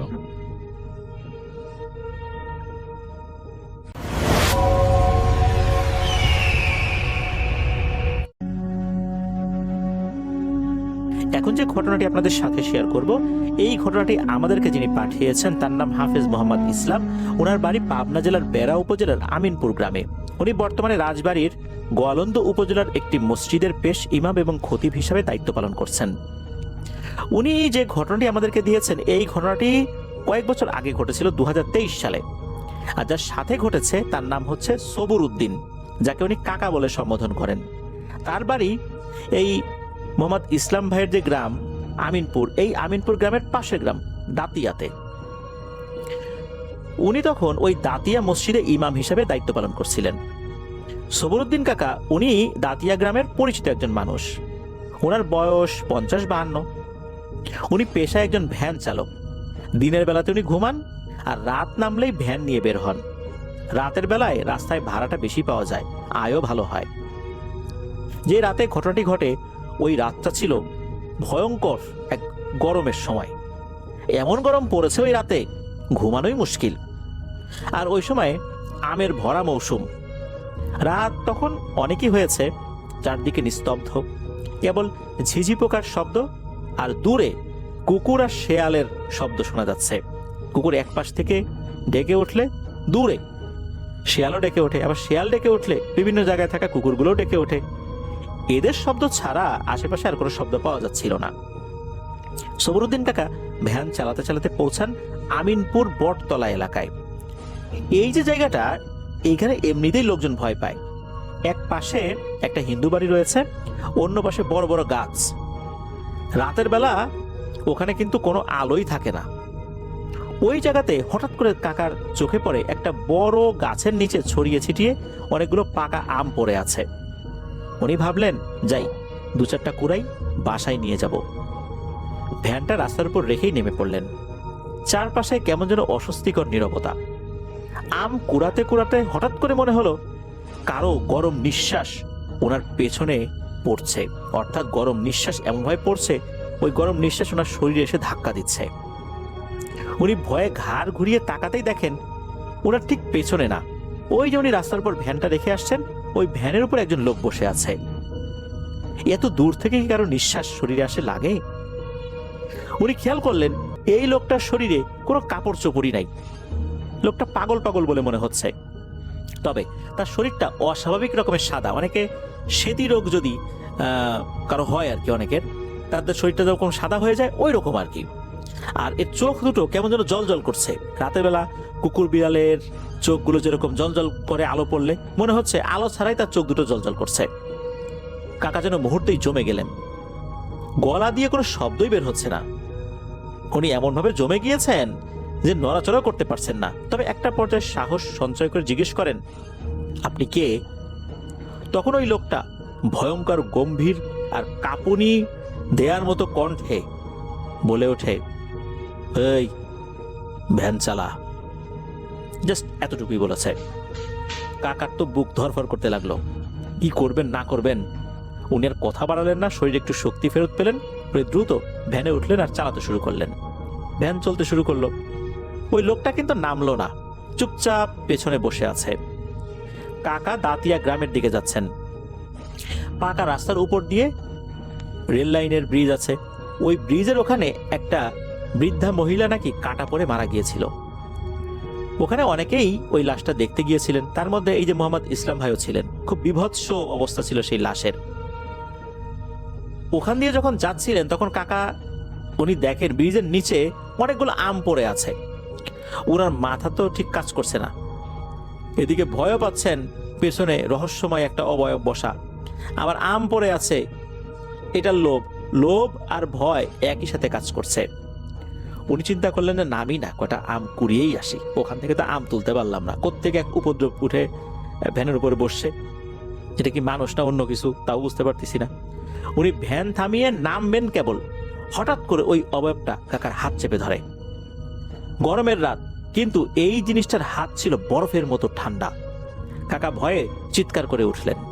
তখন ওই লোকটা বলে, এই চুপ, চিৎকার করিস কেন, একদম চুপ, খবরদার ওই আম নিস না, ওই আমে হাত দিবি না কিন্তু, তাহলে কিন্তু তোর সমস্যা হবে, ভ্যান চালা, এইভাবে বলেছে। এরপরই কাকা তো ভ্যান চালানো শুরু করেছেন। এদিকে ভয়ে ওনার পা আগাতেই যাচ্ছে না। উনি যে ভ্যানের যে পায়ে প্যাডেল মারবেন, এই প্যাডেল মারতে গিয়ে ওনার পা বারবার স্লিপ করছিল। পিছন থেকে এক ধরনের গোংরানির শব্দ আসছিল, আর এমনভাবে জোরে জোরে নিঃশ্বাস নিচ্ছে, মনে হচ্ছে কোনো ষাঁড় গরু যেভাবে রেগে গেলে নিঃশ্বাস ছাড়ে, ওই রকম শব্দ হচ্ছে পেছন থেকে।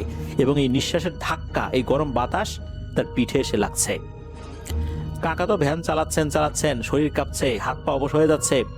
শেষমেশ অনেক কষ্টে দাতিয়া যে গ্রামটা, এর মোটামুটি কাছাকাছি চলে আসছেন। রাস্তার সাথেই ওনার বাড়ি।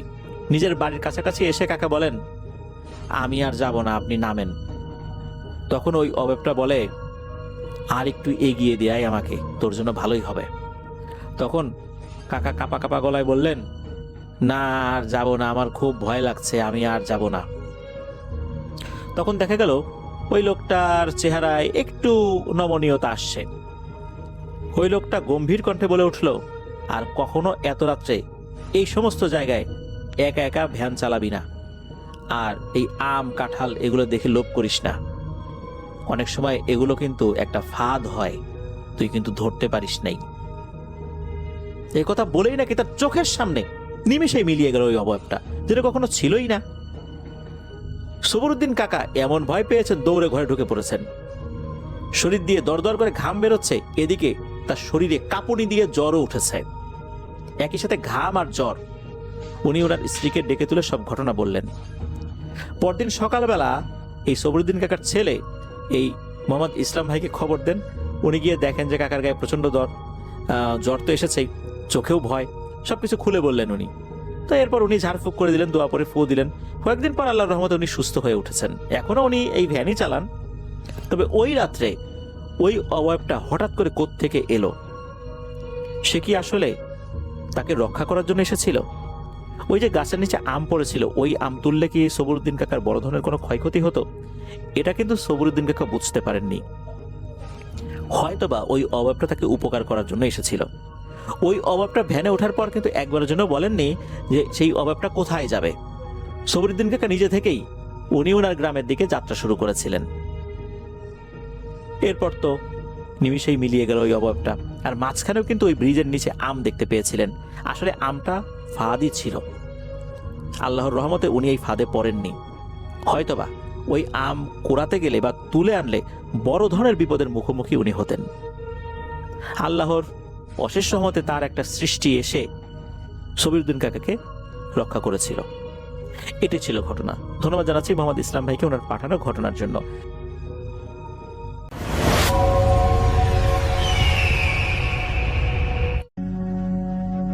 এই ঘটনাটি আমাদের সাথে শেয়ার করছেন রুম্মান আলমগীর, গাজীপুর থেকে।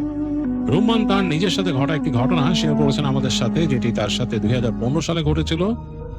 তিনি আমাকে অনুরোধ করেছেন আমি যেন ঘটনাটা আমার মতো করে আপনাদের কাছে প্রেজেন্ট করি।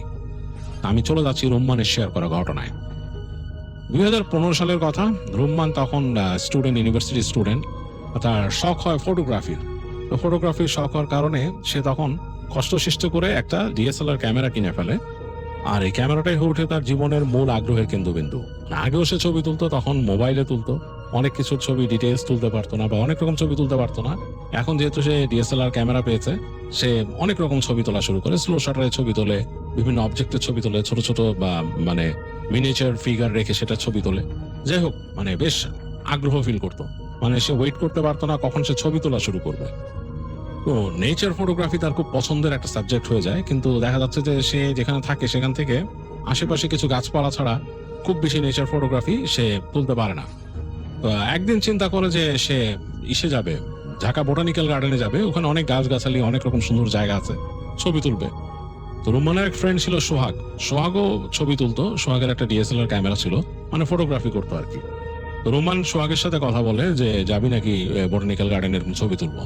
তো সোহাগ তাকে ডেট দিয়ে ঘুরায় কয়েকদিন। দেখা যাচ্ছে যে যেদিন ডেট দেয় সেদিন আর যায় না। তো রুম্মান মানে বিরক্ত হয়ে যায় এরকম। আর তাকে যেতে হবে আসলে গাজীপুর থেকে এসে তারপর যেতে হবে। এই জন্য সে একাও যেতে চাচ্ছিল না। আবার ক্যামেরাটা যে সাথে করে নিয়ে যাবে সে মানে ওটা নিরাপত্তাও পাচ্ছিল না। কারণ তখন বলতো যে অনেকেই যে ডিএসএলআর তো এক্সপেন্সিভ জিনিস, এটা নিয়ে একা একা এরকম গেলে অনেক সমস্যা হতে পারে। ওই সময় জিনিসটা একটু অন্যরকম ছিল আর কি। তো তো যাই হোক, সাহস পাচ্ছিল না রুম্মান। তো তারপর একদিন তাকে এরকম সোহাগ টাইম দিয়ে ওই দিন আসে না, বলে যে লাস্ট মোমেন্টে বলে যে আমি আসতে পারবো না। তো রুম্মানের খুব জেদ লাগে, মানে রাগ লাগে তার। সে চিন্তা করে যে আমি একাই যাব। তো সে তার ক্যামেরা এগুলা গুছায় তো একটা ব্যাগের মধ্যে নিয়ে, মানে তার যে ক্যামেরার ব্যাগ সেটাতে নিয়ে সে রওনা দিয়ে দেয়।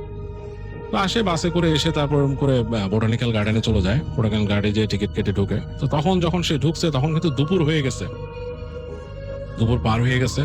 হ্যাঁ, মানে রোদটা, মানে কড়া রোদটা পড়ে গেছে একটু, আর গাছগাছালির মধ্যে তো রোদ ওরকম পাওয়া যায় না।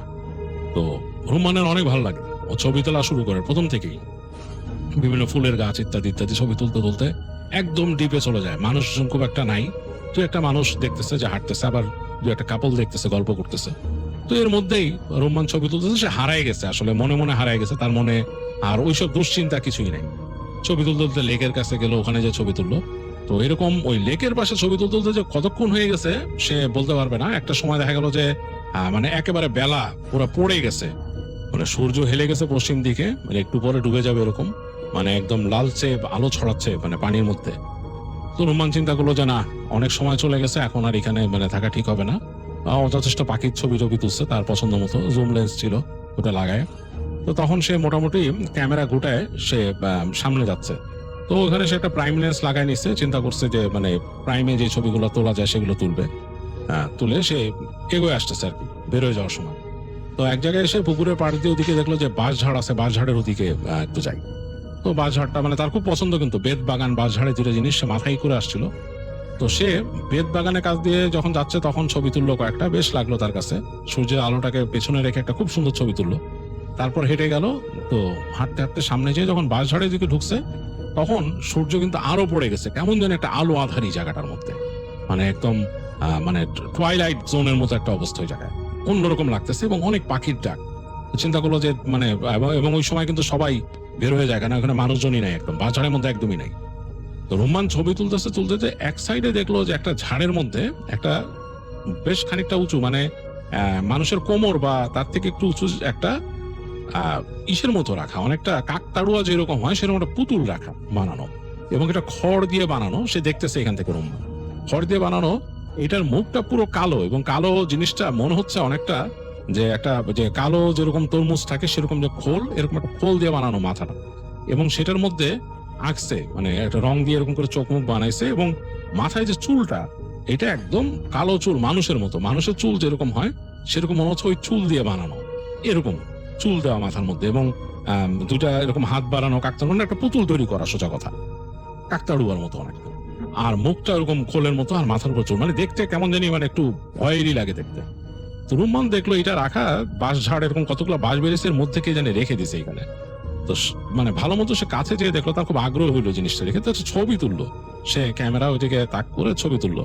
তো ছবি তোলার পরে সে ছবি তোলার সময় যখন ছবি তুলছে তখন সে খেয়াল করতেছে এই কাকতাড়ুয়াটার ঠিক কাঁধের কাছে এরকম একটা বড় সুইয়ের মতো গাঁথানো, মানে সুইটা অনেকটা ওই যে লেপ সেলাই করে যেরকম সেরকম একটা সুইয়ের মতো গাঁথানো সে কাকতাড়ুয়ার কাঁধের কাছে।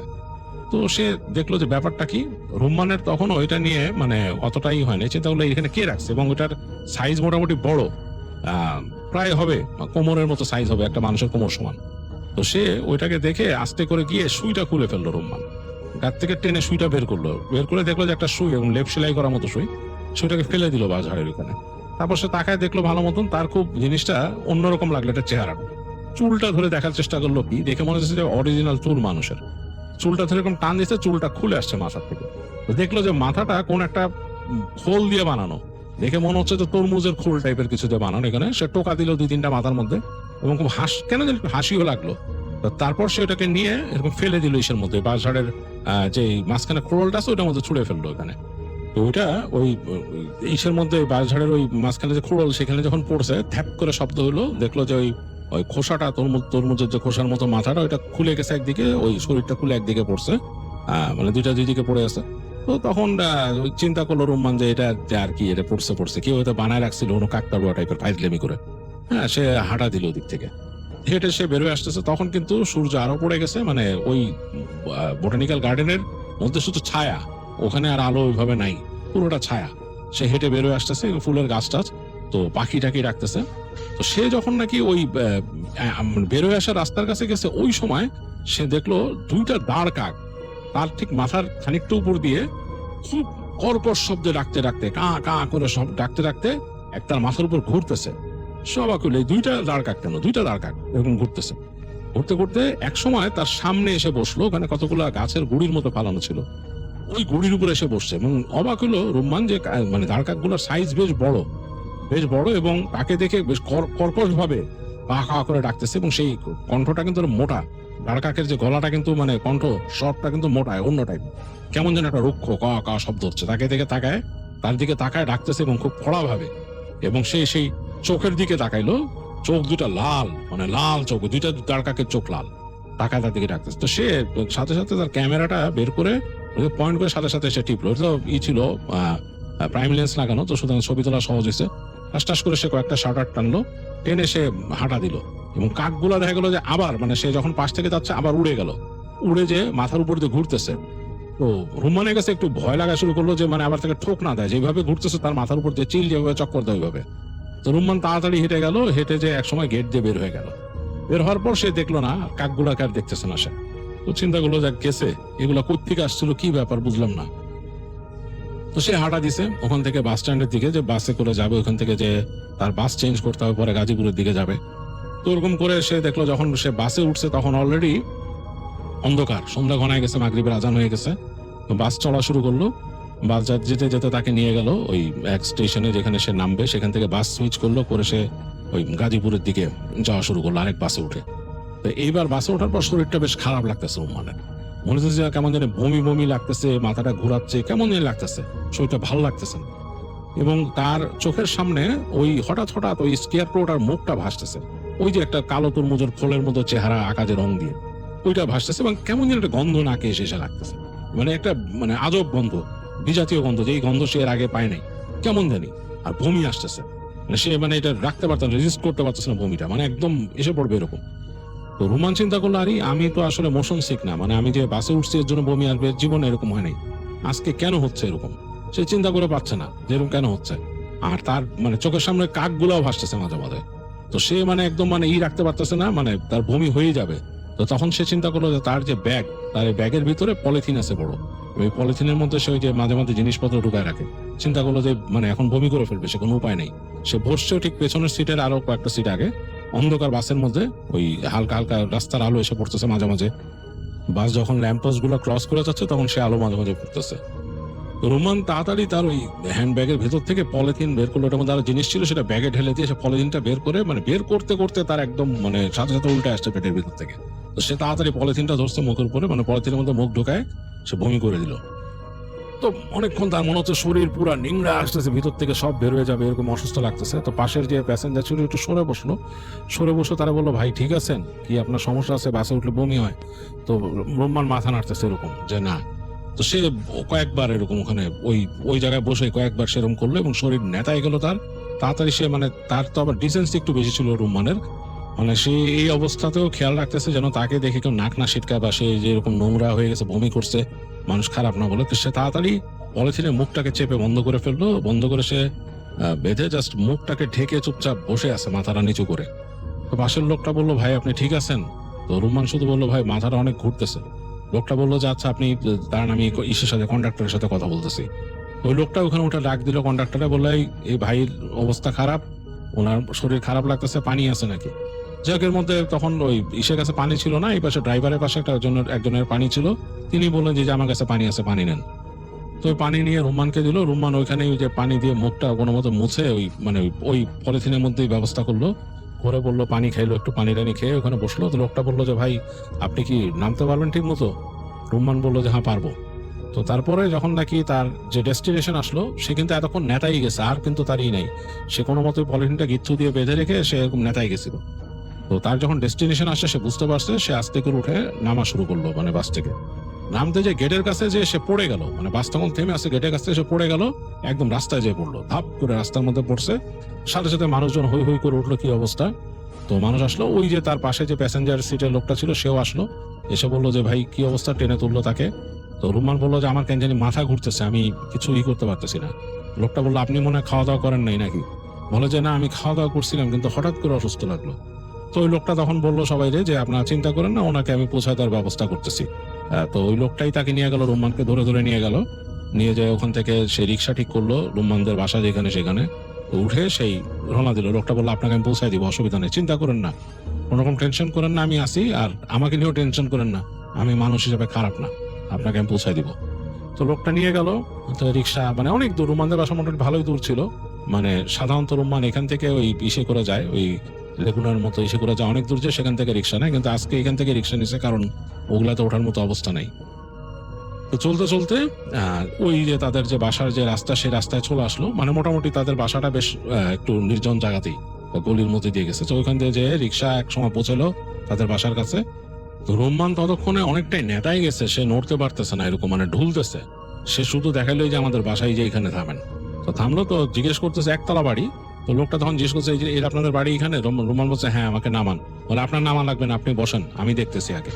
বলে রুম্মানকে বসা রেখে লোকটা নেমে গেল, নেমে যে বাসায় বারবার বেল দিচ্ছে। অনেকক্ষণ পর রুম্মানের আম্মা ওখানে আসলো, এসে বললো যে কে, কি ব্যাপার? তো বলতেছে আপনাদের বাড়ির একজন মানুষ, উনি অসুস্থ, ওই যে রিক্সার মধ্যে আছে, রাস্তার মধ্যে অসুস্থ হয়ে গেছেন। রুম্মানের আম্মা তাড়াতাড়ি বেরোলো এবং দেখলো যে রুম্মানের চাচাও আসছে ওখানে। চাচাও এসছে, কি ব্যাপার, এসে রুম্মানকে ধরলো। তো তারা মানে একটু মানে ই লাগতেছে, মানে লোকটাকেই বরং তারা চিন্তা করতেছে কি ব্যাপার। বলতেছে আপনি কোত্থেকে পাইছেন, জিজ্ঞেস করছে রুম্মানের চাচা, ওকে কোত্থেকে পাইছেন কি? তো রুম্মান তখন বলছে আরে উনি আমাকে রাস্তার থেকে সেভ করে নিয়ে আসছে, আমি বাসের মধ্যে অসুস্থ হয়ে গেছিলাম। তো রুম্মানের আম্মা তখন ওই লোকটাকে বললো বাবা আপনি অনেক হেল্পফুল, আপনি অনেক হেল্প করছেন আমার ছেলেটাকে। লোকটা বলছে না না, কোনো অসুবিধা নাই, আমি আমার দায়িত্ব, আমি একজন মানুষকে এরকম পাইছি, কি অবস্থা। যাই হোক, ওনাকে রিক্সা ভাড়া টাড়া সব দিয়ে দিল তারা, এবং ওনাকে বসাইলো, বসায় চা নাস্তা খাওয়াইলো। উনি তারপরও বসতে চান নাই, বলছে যে আপনারা ওনাকে টেক কেয়ার করেন। মনে হয় উনি কোথাও ছিল বাইরে, হয়তো এই গরম টরম লাগছে নাকি, কেন যেরকম হইলো হঠাৎ করে, উনি বাসেই দেখলাম যেরকম হয়ে গেছে। যাই হোক, লোকটাকে অনেক ধন্যবাদ দিয়ে রুম্মানের চাচা এগোয় দিয়ে আসলো সামনে। উনি তো আবার যাবেন, তাকে মানে এগোয় দিয়ে আসলো। তার বাড়ি আবার এখান থেকে ছাড়া আরো দূরে, বাসে উঠতে হবে আবার তাকে। তো লোকটা খুব একজন কাইন্ড মানুষ, তাকে বিদায় দিয়ে রুম্মানের চাচা আসলেন। রুম্মানের আম্মা এসে রুম্মানকে শুশ্রূষা করলেন, দেখলেন যে আসলে তার খারাপ লাগতেছে। বললো ডাক্তার ডাকবে নাকি? রুম্মান বলছে না, লাগবে না, হতে পারে আমি দুপুরে খাইছিলাম অনেক আর্লি, এবং এর মধ্যে অনেক ঘোরাঘুরি করছি, ওখানে দাঁড়াইছি, এবং এর জন্য হয়তো খারাপ লাগতে পারে, হয়তো মানে ফুড পয়জনিং হয়েছে, হতে পারে এরকম, এর জন্য খারাপ লাগতেছে। তো যাই হোক, তার মা তাকে পানি টানি খেতে দিল এবং ফু দিয়ে দিল, পানির মধ্যে ধোয়া পড়ে ফু দিয়ে পানি খাওয়াইলো। তো খুবই আশ্চর্যজনক ব্যাপার, রুম্মানের আম্মা যখন পানির মধ্যে ধোয়া পড়ে ফু দিছে, সেই পানি খাওয়াইছে, তখন রুম্মানের একটু বেটার লাগা শুরু করছে। মানে মানে মনে হচ্ছে যে হঠাৎ করে তার অবস্থা মানে অনেকটাই ভালো হয়ে গেছে। মানে আগে যদি তার অবস্থা 10-3 থাকতো, এই পোড়া পানিটা খাওয়ার পর তার অবস্থা হয়ে গেছে 10-7 এরকম। মানে হঠাৎ করে অনেকটাই রিভাইভ করছে সে অবাক হলো। আম্মা ধোয়া পড়ে ফু দিছিল পানিতে। তো যাই হোক, রুম্মান একটু বেটার ফিল করা শুরু করলো। তার আম্মা বললো আচ্ছা চিন্তা করিস না বাবা, থাক, আরো দোয়া দরুদ পড়ে ফু দিল ছেলেকে। বললো যে তুই এরকম গেছিস দুপুরবেলা, ঠিক করিস না, এগুলো বুঝায় টুঝায় বসা রয়ে গেল। রুম্মানের চাচাও তাদের ঘরে চলে গেল, তাদের ঘরটা ছিল পাশে। আর রুম্মানের বাবা গত হয়েছেন অনেকদিন, এই বাসার মধ্যে সে আর তার আম্মা থাকে। আর তার বড় বোনের বিয়ে হয়ে গেছে, বড় বোন তার বোনের বাসায় থাকে। তো এইখানে সে আর তার মা থাকে শুধু এখন, আর চাচার বাসাটা হলো পাশেই। তো রুম্মান বসে আছে, শরীরটা এখনো দুর্বল বেশ, রাত হয়েছে অনেক রাত, এর মধ্যে আকাশে মেঘ গুড়গুড় করতেছে, বৃষ্টি আসবে এরকম একটা অবস্থা। তার আম্মা ওখানে গেছে, হয়তো খাবার দাবার রেডি করতেছে। রুম্মান ঘরে বসে আছে। তো আকাশে মেঘ যেহেতু গুড়গুড় করতেছে এবং বাতাস হালকা চলতেছে, বেশ মানে ঠান্ডা বাতাস, ঝড় বৃষ্টির আগে যেরকম হয়। রুম্মান তার ঘরের জানলা খুলে দিল, জানলা খুলে দিয়ে তার বিছানায় বসছে এবং লাইট বন্ধ করে দিচ্ছে, ডিম লাইটটা জ্বালায় রাখছে। তো তার কাছে বেশ লাগতেছে, জানলা দিয়ে মাঝে মাঝে তাকায় দেখতেছে, গাছগাছালি এরকম দুলতেছে, মানে খুব সুন্দর, এবং মানে বেশ মানে ঝড়ের আগে যেরকম পরিবেশ হয় সেরকম। ঝড় আসে নাই, কিন্তু পরিবেশটা ঝড় আসার আগের মতো। তো রুম্মান চিন্তা করছে আজকে সারাদিন কি করলাম, আচ্ছা ক্যামেরাটা কি সবকিছু ঠিকঠাক আছে নাকি। সে ব্যাগটাকে হাতে নিয়ে ব্যাগটা দেখলো, দেখে ক্যামেরা অন করলো, করে ছবির প্রিভিউ দেখতে গেল। তো ছবির প্রিভিউ দেখতে যে সে খুব অবাক হলো, সে যে লাস্টে কাকের ছবিগুলো তুলছিল, ওগুলো একটা মানে স্পষ্ট কোনো কাকের ছবি উঠে নাই। মনে হচ্ছে যে মানে একদম নাড়াচাড়া করলে যদি কেউ ছবি তুলতে যায়, একদম কেঁপে কুপে যে কিছু একটা উঠে সেরকম। এবং ওই কাকের যে একটা স্ট্রাকচার, সেটা বোঝা মনে হচ্ছে কালচে কিছু একটা, দুইটা পা একটু বোঝা যাচ্ছে, কিন্তু আর কিছুই বোঝা যাচ্ছে না। সে অবাক হলো, সে কিন্তু কয়েকটা শাটার টিপছিল, একটা ওইভাবে ওঠে না, প্রত্যেকটা কেঁপে যাওয়া ছবির মতো এরকম এরকম। মানে রুম্মান খুব অবাক হলো, জানি আমার হাতে স্টিডি ছিল এবং দাঁড়ায় তুলছি, মানে সে হাঁটতে দাঁড়ায় গেছে, দাঁড়ায় যে শাটার টিপছে। তো সুতরাং ক্যামেরা নাড়াচাড়া করার মতো এরকম কিছু না। আর সবকিছুতেই মানে তার ক্যামেরা গুলোর মধ্যেই ছিল, মানে এই ভিআর লেন্স ছিল। তো সুতরাং এগুলো হওয়ার কোনো প্রশ্নই আসে না। কিন্তু খুবই আশ্চর্যজনক ভাবে ছবিগুলো এরকম হয়েছে। তো রুম্মান একটু অবাক হয়েছে, সে তাকায় প্রিভিউটা দেখতেছে। এই সময় তার কাছে মনে হলো তার জানালার কাছে কেমন একটা সরসর করে শব্দ, এবং তাদের নেট ছিল জানালা, ওই নেটের মধ্যে মনে হলো যে কেউ যদি কিছু যে টান দেয়, নেটটা মানে একটা ধারালো কিছু রেখে বা কোন একটা লোহা টাইপের কিছু টরট করে টান দেয়, ধর একটা ছুরির মাথা যে টরট করে টান মারে যেরকম শব্দ হবে সেরকম একটা শব্দ। তো রুম্মান অবাক হয়ে তাকায় জানলার মধ্যে কি এরকম শব্দ করলো। তাকায় 1 সেকেন্ডের জন্য তার কাছে মনে হলো কিছু একটা সরে গেছে জানলার সামনে দিয়ে, কিছু একটা সরে গেছে এরকম, মানে একটা কেউ জানি মনে হচ্ছে যে কেউ দেখতেছিল, মাথা সরা গেছে। তো রুম্মান তাড়াতাড়ি ক্যামেরাটা ওখানে ফেলে লাফ দিয়ে সে জানলার কাছে গেছে, জানলার কাছে যে উকি দিচ্ছে, উকি দিয়ে বাইরে তাকায় কিচ্ছু দেখতে পেল না। কিন্তু তার নাকি একটা গন্ধ লাগলো, এই গন্ধটা খুবই অবাক করা, ওই যে বাসে লাগছিল তার কাছে উদ্ভট একটা গন্ধ, সেরকম একটা গন্ধ। এবং তার নাড়ি ভুড়ি ঠেলে বমি আসলো, আবার বলে এখনই বমি করে দেয়। অনেক কষ্টে সে বমিটা থামায়, মানে পেটে তো ওরকম কিছু নাই খাবার দাবার। সে তাড়াতাড়ি আবার হেঁটে আসলো, এসে চিন্তা করলো এটা কি, মনে হলো কিছু একটা দেখলাম, আবার এরকম একটা অবস্থা। এই চিন্তা করতে করতে সে যে ক্যামেরাটা নিয়ে ব্যাগে ভরলো, আর ভালো লাগতে যায় ব্যাগে ক্যামেরা রাখতে যাবে, তখন তার হাতের মধ্যে কি জানি লাগলো চুলের মতো। তো সে অবাক হলো এটা কি, সে ক্যামেরাটা রেখে টেনে দেখলো, মানে বের করছে তার হাতে ওই যে ইটা উইগের মতো যেটা পরানো ছিল ইসের মাথায়, ওই যে খোলার মাথায়, ওই যে সেই যে কাকতাড়ুয়া ছিল এরকম, ওই কাকতাড়ুয়ার মাথায় যে একটা চুলের উইগ পরানো ছিল সেটা খোলের উপরে বসানো ছিল সেই, এবং এটা ধরে মনে হচ্ছে একদম মানুষের চুল, মানুষের চুল দিয়ে বানানো এরকম মনে হচ্ছে। আচ্ছা, মানে বেশ ভয়ও পাইলো, অবাক লাগলো রুম্মান যে এটা এখানে আসলো কোত্থেকে, আমি কি এটা ভরে রাখছিলাম আমার এখানে, তার মনে পড়ে যতদূর সে ফেলে দিছিল, কিন্তু সে তার ব্যাগে ভরে ফেলছে, অবাক লাগলো তার কাছে। তো সে মানে খুব অস্বস্তি ফিল করলো, এখন যে এটাকে ফেলে দিবে, তার ফেলে দেওয়ার মানে জায়গাও সে খুঁজতে পাইতেছে না, ব্যাগের মধ্যে রেখে দিবে নাকি সে ডাইনে বামে ছুড়ে ফেলবে কোথাও, নাকি ঘরের বাইরে যে ফেলে আসবে। এর মধ্যে কিন্তু বাতাস চলা শুরু করছে বাইরে, মানে ঝড় আসবে এরকম একটা অবস্থা। তো সে মানে কোনো দিশা না পেয়ে সাথে সাথে আবার ব্যাগের মধ্যে ওইটা রেখে ব্যাগটা বন্ধ করে দিল, বন্ধ করে তার জানলাটাও বন্ধ করে দিল। বন্ধ করে যে তার কেমন জানি অস্বস্তি লাগতেছে, সে হাতটা ধুলে এবং আবার সেই বমি বমি ভাবটা ফিরে আসছে। হাত সাবান দিয়ে ধুয়ে টুয়ে তার মার কাছে গেল, তার মা বললো যে খাওয়া দাওয়া কর, তো বললো যে না খাওয়া দাওয়া করবো না, ভালো লাগতেছে না। তার মা জোর করলো খাইতে, জোর করে বললো খা, বলে যে আচ্ছা। তো বসলো, মানে কোনো মতে নাকে মুখে গুজে খাইলো আর কি। খাওয়া দাওয়ার পর সে রুমে চলে আসছে, এসে বসলো খাটের উপরে। শরীরটা জানি কেমন লাগতেছে, গা গুলাচ্ছে, বমি বমি আসতেছে, ভালো লাগতেছে না।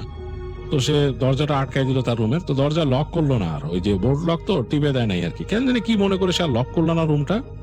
তো এসে দরজাটা ওরকম লাগাই দিয়ে সে বসলো, বসে তার মোবাইল ফোন নিয়ে বিছানায় শুয়ে পড়লো।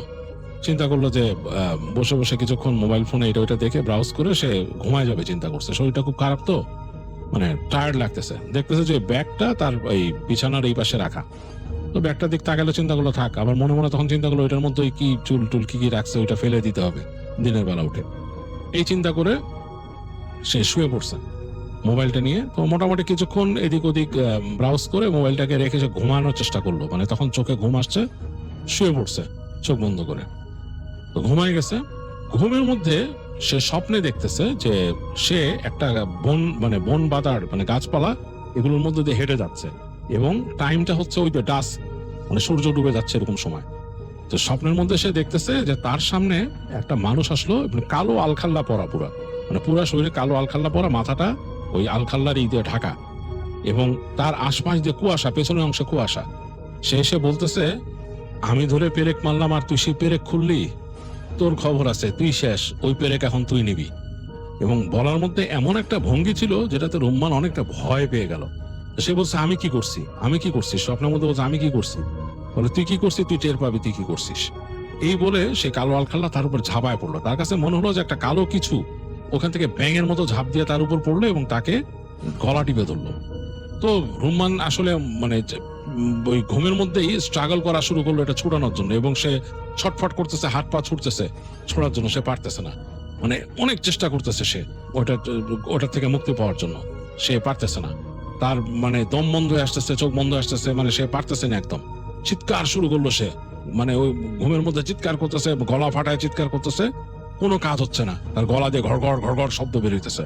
সে হাত পা ছুটতেছে, মনে হচ্ছে বাতাসের মধ্যে সে ছুটতেছে, এরকম একটা অবস্থা।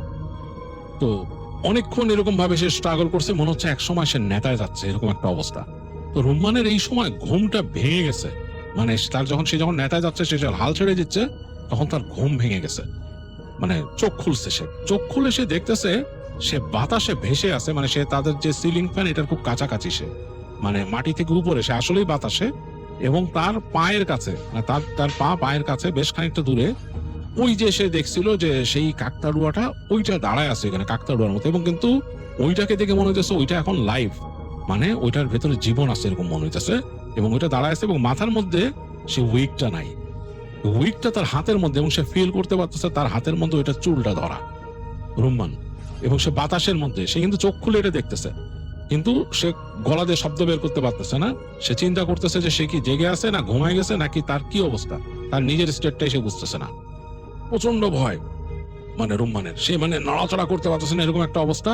সে সারা শরীরের শক্তি এক করে চিৎকার করার চেষ্টা করলো, অনেক জোরে চিৎকার করার চেষ্টা করলো, তো মানে শব্দ বেরোচ্ছে না, গলা দিয়ে কেমন গড়গড় করতেছে। তো রুম্মান বুঝলো যে এটা কেমন একটা সিচুয়েশন, সে মনে মনে দোয়া পড়ার চেষ্টা করলো। সে দোয়া পড়তেছে, সূরা পড়ছে একটা, সূরা পড়ার সাথে সাথে মনে হলো তাকে কেউ ছেড়ে দিল উপর থেকে, থাপ করে বিছনার মধ্যে পড়লো, মানে সে বিছনার উপরে পড়লো, থাপ করে বিছনার মধ্যে পড়লো, এবং সে যখন পড়ছে তখন তার চোখটা বন্ধ করে ফেলছিল। সে চোখ যখন খুললো তার কাছে মনে হলো যে এই মাঝখানের ঘটনাটা ঘটে নাই, এটা তার একটা ভ্রম ছিল, কারণ সে মানে এখানে পড়ে মনে হচ্ছে না যে সে উপর থেকে পড়ছে, এবং সে হাতের দিকে তাকাইলো যে তার হাতের মধ্যে কোনো চুল বা কিছু নাই, তার শরীর ঘেমে গেছে। তো রুম্মান আস্তে করে উঠে বসলো, উঠে বসে দেখলো যে সে বিছানায় আছে আর সবকিছু নর্মাল, ঘরের মধ্যে কেউ নাই, ঘর খালি। ওই যে ডিম লাইট জ্বালা রাখছিল সে ডিম লাইট জ্বলতেছে, ঘরের ভেতরে অস্বস্তিকর একটা নীরবতা, মানে এই যে সিলিং ফ্যানের একটা শব্দ সেটা হচ্ছে। আর তাদের যে বাসা, তাদের বাসায় তার রুমের পাশেই কিন্তু একটা এক্সটেন্ডেড বারান্দা আছে, সেই বারান্দাটার চালটা হচ্ছে টিনের, তো সেটার মধ্যে বৃষ্টি পড়তেছে হালকা, সেই বৃষ্টির শব্দটা আসতেছে এখানে এরকম, আর এই শব্দটাই মানে কন্টিনিউয়াসলি হচ্ছে, বৃষ্টির শব্দ আর ফ্যানের শব্দ, আর রুমটা একদম নীরব, আর কোনো শব্দ নাই। তো রুম্মানের কাছে বেশ অস্বস্তি লাগলো, সে চিন্তা করলো যে সে উঠে রেস্টরুমে যাবে। তো সে বিছানা থেকে উঠছে, রেস্টরুমের কাছে গেছে, রেস্টরুমের মানে সে টাচ করবে রেস্টরুমের যে হ্যান্ডেলটা, দরজা, এই সময় ভেতর থেকে শব্দ হলো, রেস্টরুমের ভেতর থেকে কি যেন তাকে ডাকলো রুম্মান বলে। তো তার সারা শরীরে রোম দাঁড়ায় গেছে রুম্মানের, যে বাথরুমের ভেতর থেকে তার রুম্মান বলে কে ডাকতেছে, কেমন যেন ফিস ফিস করে কণ্ঠ, এটা নারী না পুরুষ সেটাও সে বুঝতে পারতেছে না। 2-3 বার রুম্মান করে ডাকছে, রুম্মান খুবই ভয় পাইছে। সে চিন্তা করলো যে বাথরুমের মধ্যে থেকে আমার রুম্মান বলে কে ডাকবে, বাথরুমে যাবে কিনা চিন্তা করছে না, কি চিন্তা করতেছে তার মনের ভুল।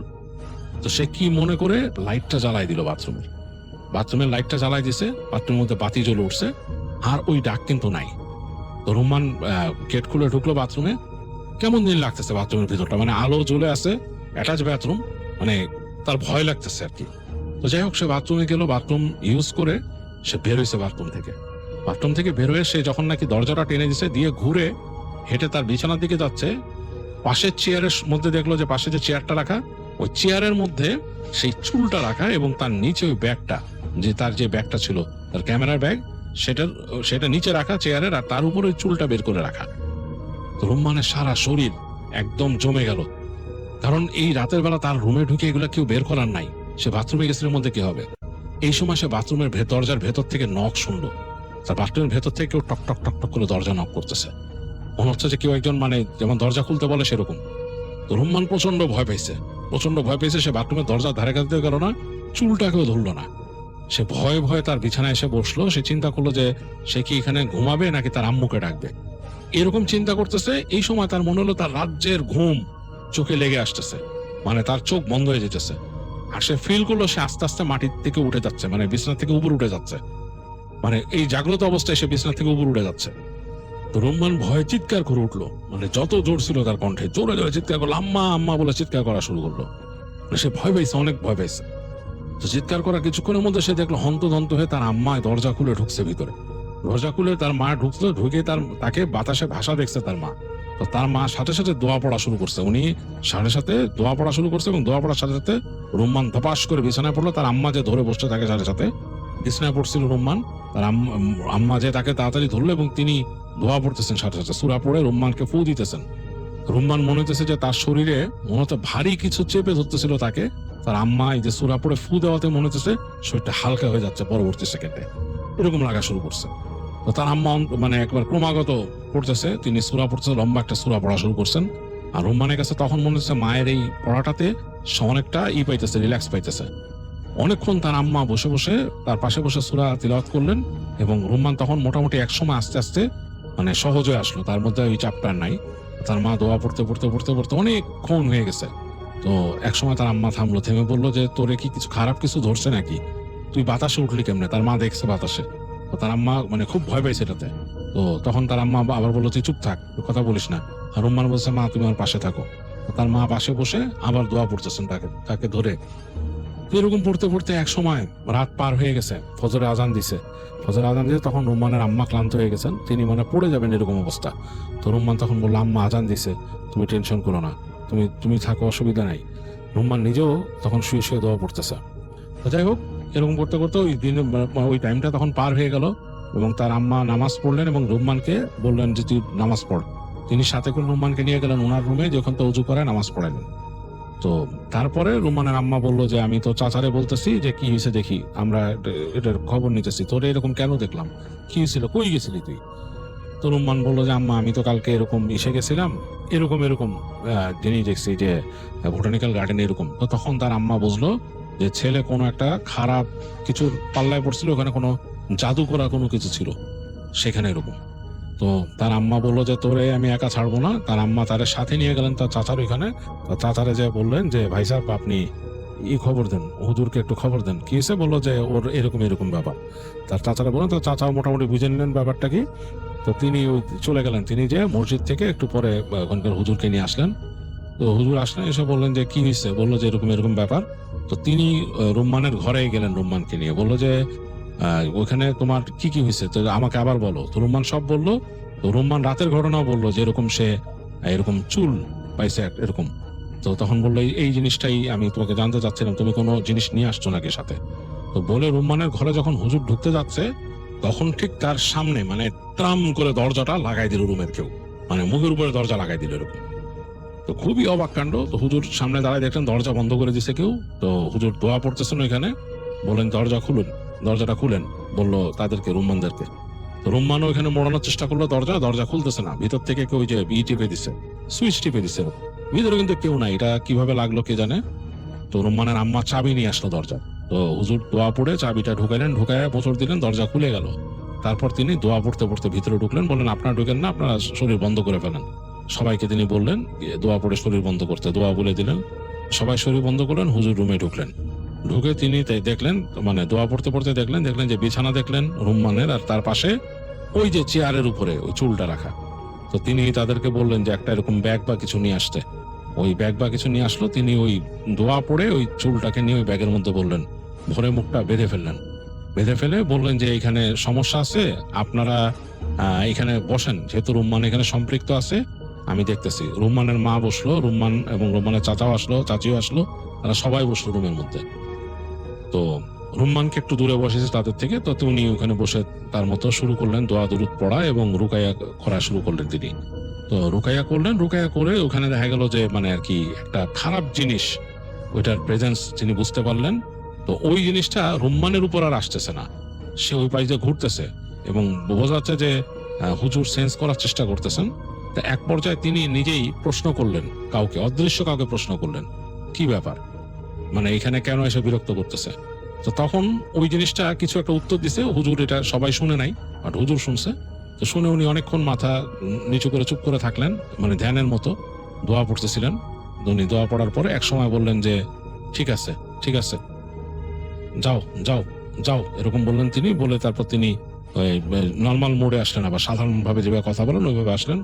এসে বললেন সবাইকে যে রুম্মান কালকে গেছিল একটা জায়গায়, তো সেখানে কোনো একটা মানুষকে কেউ কালো জাদু করছিল। তো সেখানে ওই কালো জাদু যখন করে, ওইখানে একটা শয়তান ওই জায়গায় নিয়োজিত হয়েছিল ওই জিনিসটা করার জন্য। তো রুম্মান সেখানে বাগড়া দিছে, সে ওইটাকে ধরে ওইটা নাকি কি করছে, সে নষ্ট করছে এবং ওইটার মধ্যে সে ইন্টারফেয়ার করছে। তো এই জন্য তাকে মানে ক্ষতি করতে চাইছিল এবং ওইটার একটা অংশ নাকি নিয়ে আসছে রুম্মান। তো রুম্মান বলতেছিল যে না আমি কিছু আনি নাই, এটা আমার সাথে এমনি আসছে সেই এইভাবে। তো বলতেছে যে হুজুর তখন বলছে বাবা আমি তো বুঝি তুমি আনো নাই, কিন্তু ওরাই এরকম, ওরা আরো সাথে রাখবে, বুঝো না, কালো জাদু কাউকে করে। তো যাই হোক, আমি ওকে যতটুকু বোঝানোর বুঝাইছি যে চলে যেতে এখান থেকে, যেটা তোমাকে আর ক্ষতি না করে, আর তোমাকে ক্ষতি করলে তাকে ক্ষতি করা হবে, তার সমস্যা হবে, এগুলো বুঝাই দিছি। তো সে চলে গেছে। তারপরও আমি তোমার রুম বন্ধ করে দিচ্ছি, এইসব ব্ল্যাক ম্যাজিশিয়ানরা খুব খারাপ, তারা মানুষের পিছনে লাগে এবং এই জিনগুলোও খুব খারাপ। তো তিনি তখন রুম্মানদের বাসা বন্ধ করে দিলেন, রুম্মানকে দোয়া দরুদ পড়ে বন্ধ করে দিলেন এবং রুম্মানকে আমল করতে বললেন, এই আমলগুলো করতে হবে যাতে তোমাকে কেউ এসে এরকম না করে। আর কোথাও এরকম যাবা না, নির্জন জায়গায় যদি যাও মানে কাউকে সাথে নিয়ে যাবা, আর এরকম কোনো কিছু স্ট্রেঞ্জ জিনিস যেগুলো ধরবা না, ওগুলা নাড়াছাড়া করবো না। ওগুলোর মধ্যে অনেক সময় উল্টাপাল্টা জিনিস থাকে, মানুষ অনেক খারাপ, অনেক মানুষই উল্টাপাল্টা কাজ করে এগুলো নিয়ে। তো সুতরাং ওগুলা টাচ করবা না, এরকম কিছু দেখলে কখনো টাচ করবা না, এগুলো বুঝাই দেন। তো বুঝাই দিয়ে তিনি ঘরটা বন্ধ করে ওই দিন চলে যান হুজুর। আর রুম্মান এরপর নাকি বেশ কয়েকদিন এরকম মানে ফিল করছিল যে তাকে কেউ ডাকে, মানে রাতের বেলা যদি সে রাস্তা দিয়ে হেঁটে আসতে থাকতো মনে হতো যে তাকে কেউ ডাক দিচ্ছে হঠাৎ করে। তো সেই ওদিক ওদিক তাকাইতে কেউ নাই, মানে কাউকে দেখতে পেত না। আবার তাদের গলিতে যখন ঢুকতো রাতের বেলা তাকে কেউ ইট মারতো, এরকম বড় বড় ইট এসে পড়তো তার আশেপাশে। খুবই আশ্চর্যজনক ব্যাপার, মানে সে বুঝতে পারছে এটা কোনো মানুষ মারতো না, কারণ কোনো মানুষ এইভাবে ইট মারার নাই। আর ইটগুলো একটাও লাগতো না তার গায়ে, তার এদিক ওদিক দিয়ে চলে যেত, যে দেয়ালে লেগে ভেঙে যেত, মানে গুঁড়া হয়ে যেত এরকম। কিন্তু এত জোরে মারতো সে বুঝতো ভোট করে এসে পাশের দেয়ালে লেগে গুঁড়া হয়ে গেছে, এরকম করছে। এমনকি তাদের ওই যে দরজা যে গেট, বাসায় ঢোকার যে গেট, ওটার মধ্যেও ইট এসে লাগছে এরকম অনেকবার। তো এরকম অনেকদিন চলছে। তো রুম্মান তো বাসা থেকে বেরোলে দোয়া দরুদ পড়ে বেরিত, শরীর বন্ধ করে বেরিত। এইভাবে আস্তে আস্তে এই সমস্যাটা কেটে যায়। এরপর আর রুম্মানের এই সমস্যাগুলো হয় নাই। তো রুম্মান এরকম সবাইকে একটা রিকোয়েস্ট করছে, যে বলছে যে আপনারা যদি কেউ কখনো উদ্ভট কোনো জিনিস দেখেন এরকম, ওগুলোকে টাচ করবেন না বাইরে গেলে, এটা টাচ করলে কিন্তু একটা সমস্যা হইতেই পারে। সে বলছে যে সে আল্লাহর রহমতে বেঁচে গেছে, এর থেকে বড় কিছু তার হতে পারতো, বাট সেটার থেকে সে বেঁচে গেছে।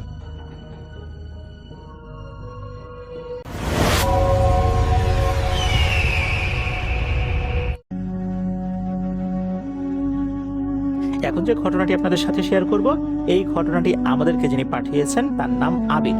ওনার বাড়ি কুড়িগ্রাম জেলার নাগেশ্বরী উপজেলায়। যে ঘটনাটি উনি পাঠিয়েছেন, এই ঘটনাটি ওনার খালার বাসায় ঘটেছিল। ঘটনাটির সময়কাল 2012। ওই সময়ে একটি অদ্ভুত ঘটনা ঘটে ওনার খালার বাসায়। আবির ভাইয়ের মায়েরা 3 বোন। ঘটনার সূত্রপাত হয় ওনার মেজো খালার বাসায়। ওনার খালার বাড়িও কুড়িগ্রামে। উনি পেশায় একজন শিক্ষিকা। ওনার যখন বড় সন্তান জন্ম নেয়, এই সন্তানটা ছিল কন্যা সন্তান। তো দরকার তো হয়েছিল একটা গৃহকর্মীর, কারণ উনি তো শিক্ষিকা, বাসায় তো বাচ্চাদের দেখাশোনা করার জন্য, তারপরে বেশ কিছু কাজ করার জন্য তো একটা মানুষের প্রয়োজন হয়, একজন সাহায্যকারী তো খুবই প্রয়োজন। দেখা যাচ্ছে যে সাহায্যকারী হিসাবে কোনো একটা মেয়েকে দরকার থাকলেও এই ধরনের ক্ষেত্রগুলোতে পুরো পরিবার কিন্তু দেখা যাচ্ছে যে মেয়েদেরকে এইভাবে দিতে চায় না। বর্তমানে কিন্তু এই ধরনের মেয়ে পাওয়া অনেক কঠিন ব্যাপার হয়ে যায়। ওনারা খুঁজতে থাকেন, খোঁজাখুঁজির একটা পর্যায়ে একটা মেয়েকে পাওয়া যায়। মেয়েটার নাম ছিল বানেসা। মেয়েটার পরিবার রাজি হয়ে যায় খালার বাসায় রাখতে। তারা দেখা গেল অনায়াসেই রাজি হয়ে গেছে, তেমন কোনো আপত্তি করেনি। এদিকে ওনারাও খুশি, যাক অবশেষে পাওয়া গেল একজনকে। মেয়েটার বাড়ি কিন্তু নাগেশ্বরী উপজেলার ভিতরবন্দ ইউনিয়নের কাশীপুর গ্রামে। মেয়েটি খালার বাসায় আসার পর বেশ কয়েকদিন ভালোই ছিল। এরপর থেকে অদ্ভুত অদ্ভুত ঘটনা ঘটত ওই বাসায়। হঠাৎ করে মেয়েটা চিৎকার করে উঠত, তারপরে কাজে কোনো মনোযোগ নাই, এখন একটা কাজ করছে এর মধ্যে আর এক কাজ করছে। দেখা গেল রান্না চড়িয়ে দিয়ে সে ঘর ঝাড়ু দেওয়া শুরু করেছে। রান্না চড়িয়ে দেওয়া মানে হচ্ছে সে দেখা যাচ্ছে যে তরকারি চড়িয়েছে, সেটা তো নাড়াচাড়া করতে হবে, ওখান থেকে সরা যাবে না। সে ওই অবস্থায় অন্য জায়গায় সরে অন্য কাজ করছে, সে ভুলেই গেছে সে রান্না চড়িয়েছে। অথবা সে তরকারি কাটাকুটি করছে, হঠাৎ করে সেটা অর্ধেক পর্যায়ে রেখে অন্য কাজে চলে গেছে। মানে এটা কিন্তু শুরুর দিকে ছিল না, হঠাৎ করে আবার শুরু হয়েছে এটা। তো আরো একটা বিষয় হলো, রাতের বেলা নাকি সে বেশ ভয় পেত, ভয় পেয়ে চিৎকার করে উঠতো। আবার দেখা যেত এটাকে ডাকছে, সে কিছুই শোনে না, গায়ে টাচ করলে তখন সে চমকে উঠতো, কি ব্যাপার, কি হয়েছে। তখন তাকে বলা যায় তোমাকে যে ডাকাডাকি হচ্ছে, ডাকাডাকি করা হচ্ছে, তুমি শোনো না? না, আমি তো শুনিনি। সে যে কানে কম শুনতো বিষয়টা এরকমও না। এরকম আরো বেশ কিছু সমস্যা দেখা দিল এই বানেসাকে নিয়ে। ওই সময়ে এই আবির ভাইয়ের ছোট খালা পড়াশোনার জন্য কুড়িগ্রামে অবস্থান করত। পুরো বাড়িতে সদস্য ছিল 6 জন, খালা, খালু, ছোট খালা, বানেসা, নানি অর্থাৎ এই যে আবির ভাইয়ের নানি, আর এই যে খালাতো বোন যে আর কি। তো ছোট খালা কিন্তু ওই যে বললাম তো, উনি সবসময় থাকতেন না। মূলত এই বাচ্চাকে দেখাশোনা করার জন্যই বানেসাকে রাখা হয়েছিল। ঘটনার দিন নানি এবং মেজো খালা বাজার করতে বাজারে গিয়েছেন। সময় তখন হবে বিকাল 4টা থেকে 5টার মধ্যে। এদিকে বাড়িতে তখন ছোট খালা ছিলেন, তারপর এই যে বানেসা ছিলেন, আর হচ্ছে এই যে বাচ্চা, এই বাচ্চাটা ছিল। বাসায় কিন্তু আর কেউ নেই। সন্ধ্যা হওয়ার আগে আগে বানেসা অদ্ভুত আচরণ শুরু করে। বিড়াল গোঙালে যেরকম শব্দ হয় ওইরকম শব্দ শুরু করে। ছোট খালা বিষয়টাকে স্বাভাবিক অসুস্থতা ভেবেই নেন, বানেসাকে কিছু ওষুধ দেন খাওয়ার জন্য। এরপর ছোট খালা ঘুমিয়ে পড়েন। ওনার খুব ঘুম আসছিল ওই সময়, কেন জানি ওই সময় যদিও বা ঘুম আসার কথা না, কিন্তু ওনার খুব ঘুম আসছে। উনি অল্প কিছুক্ষণ ঘুমিয়েছেন। ঘুম থেকে ওঠার পর উনি বানেসাকে ডাকছেন, কিন্তু কোনো সাড়া পাওয়া যায় না। উনি চিন্তা করলেন যে বাচ্চাটা কোথায়। বাচ্চা আছে ঠিকঠাক মতোই, বানেসা নাই। আরে বানেসা কোথায়? বাচ্চাকে একা রেখে কোথায় চলে গেছে? ওনারই বা কেন হঠাৎ এই সময় ঘুম চলে আসলো? এদিকে অনেক ডাকাডাকি করা হচ্ছে, বানেসাকে আর খুঁজে পাওয়া যাচ্ছে না। ছোট খালা তো চিন্তায় পড়ে গেছেন, পুরো বাড়ি খুঁজেছেন। ওই বাড়িটার উপরে কিন্তু টিন শেড ছিল আর কি। তো পুরো বাড়ি খুঁজেছেন, কোথাও খুঁজে পাওয়া যাচ্ছে না। তো বাড়ির বাইরে খোঁজাখুঁজি করা হচ্ছে। উনি বাচ্চাটাকে ঘরে রেখে আর কতটুকুই বাইরে খুঁজতে পারেন। এদিকে ছোট খালা তো চিন্তায় পড়ে গেছেন। তখন সবাইকে কল করা শুরু করেছেন মোবাইলে, যে বানেসাকে তো পাওয়া যাচ্ছে না। সবার কিন্তু একটাই কথা, যে বানেসাকে পাওয়া যাচ্ছে না, বাচ্চা আছে তো? হ্যাঁ, বাচ্চা আছে ঠিকঠাক মতো, কিন্তু বানেসা নাই। এদিকে বাসার থেকে একটা মেয়ে হাওয়া হয়ে গেল। এই মেয়ের মা বাবা যখন জানবে, তখন তো এটা অপহরণের মামলা দিয়ে বসবে, কিডন্যাপিং এর মামলা দিয়ে বসবে। তখন কি হবে? কিন্তু আরো একটা মুসিবত হয়ে গেল। যখন সবাইকে ফোন করে জানানো হয়েছে, এই যে মেজো খালা, নানি, ওনারা দ্রুত বাজার শেষ না করেই বাসায় চলে আসছেন। খালুকে কল দিয়ে বিষয়টি জানানো হয়।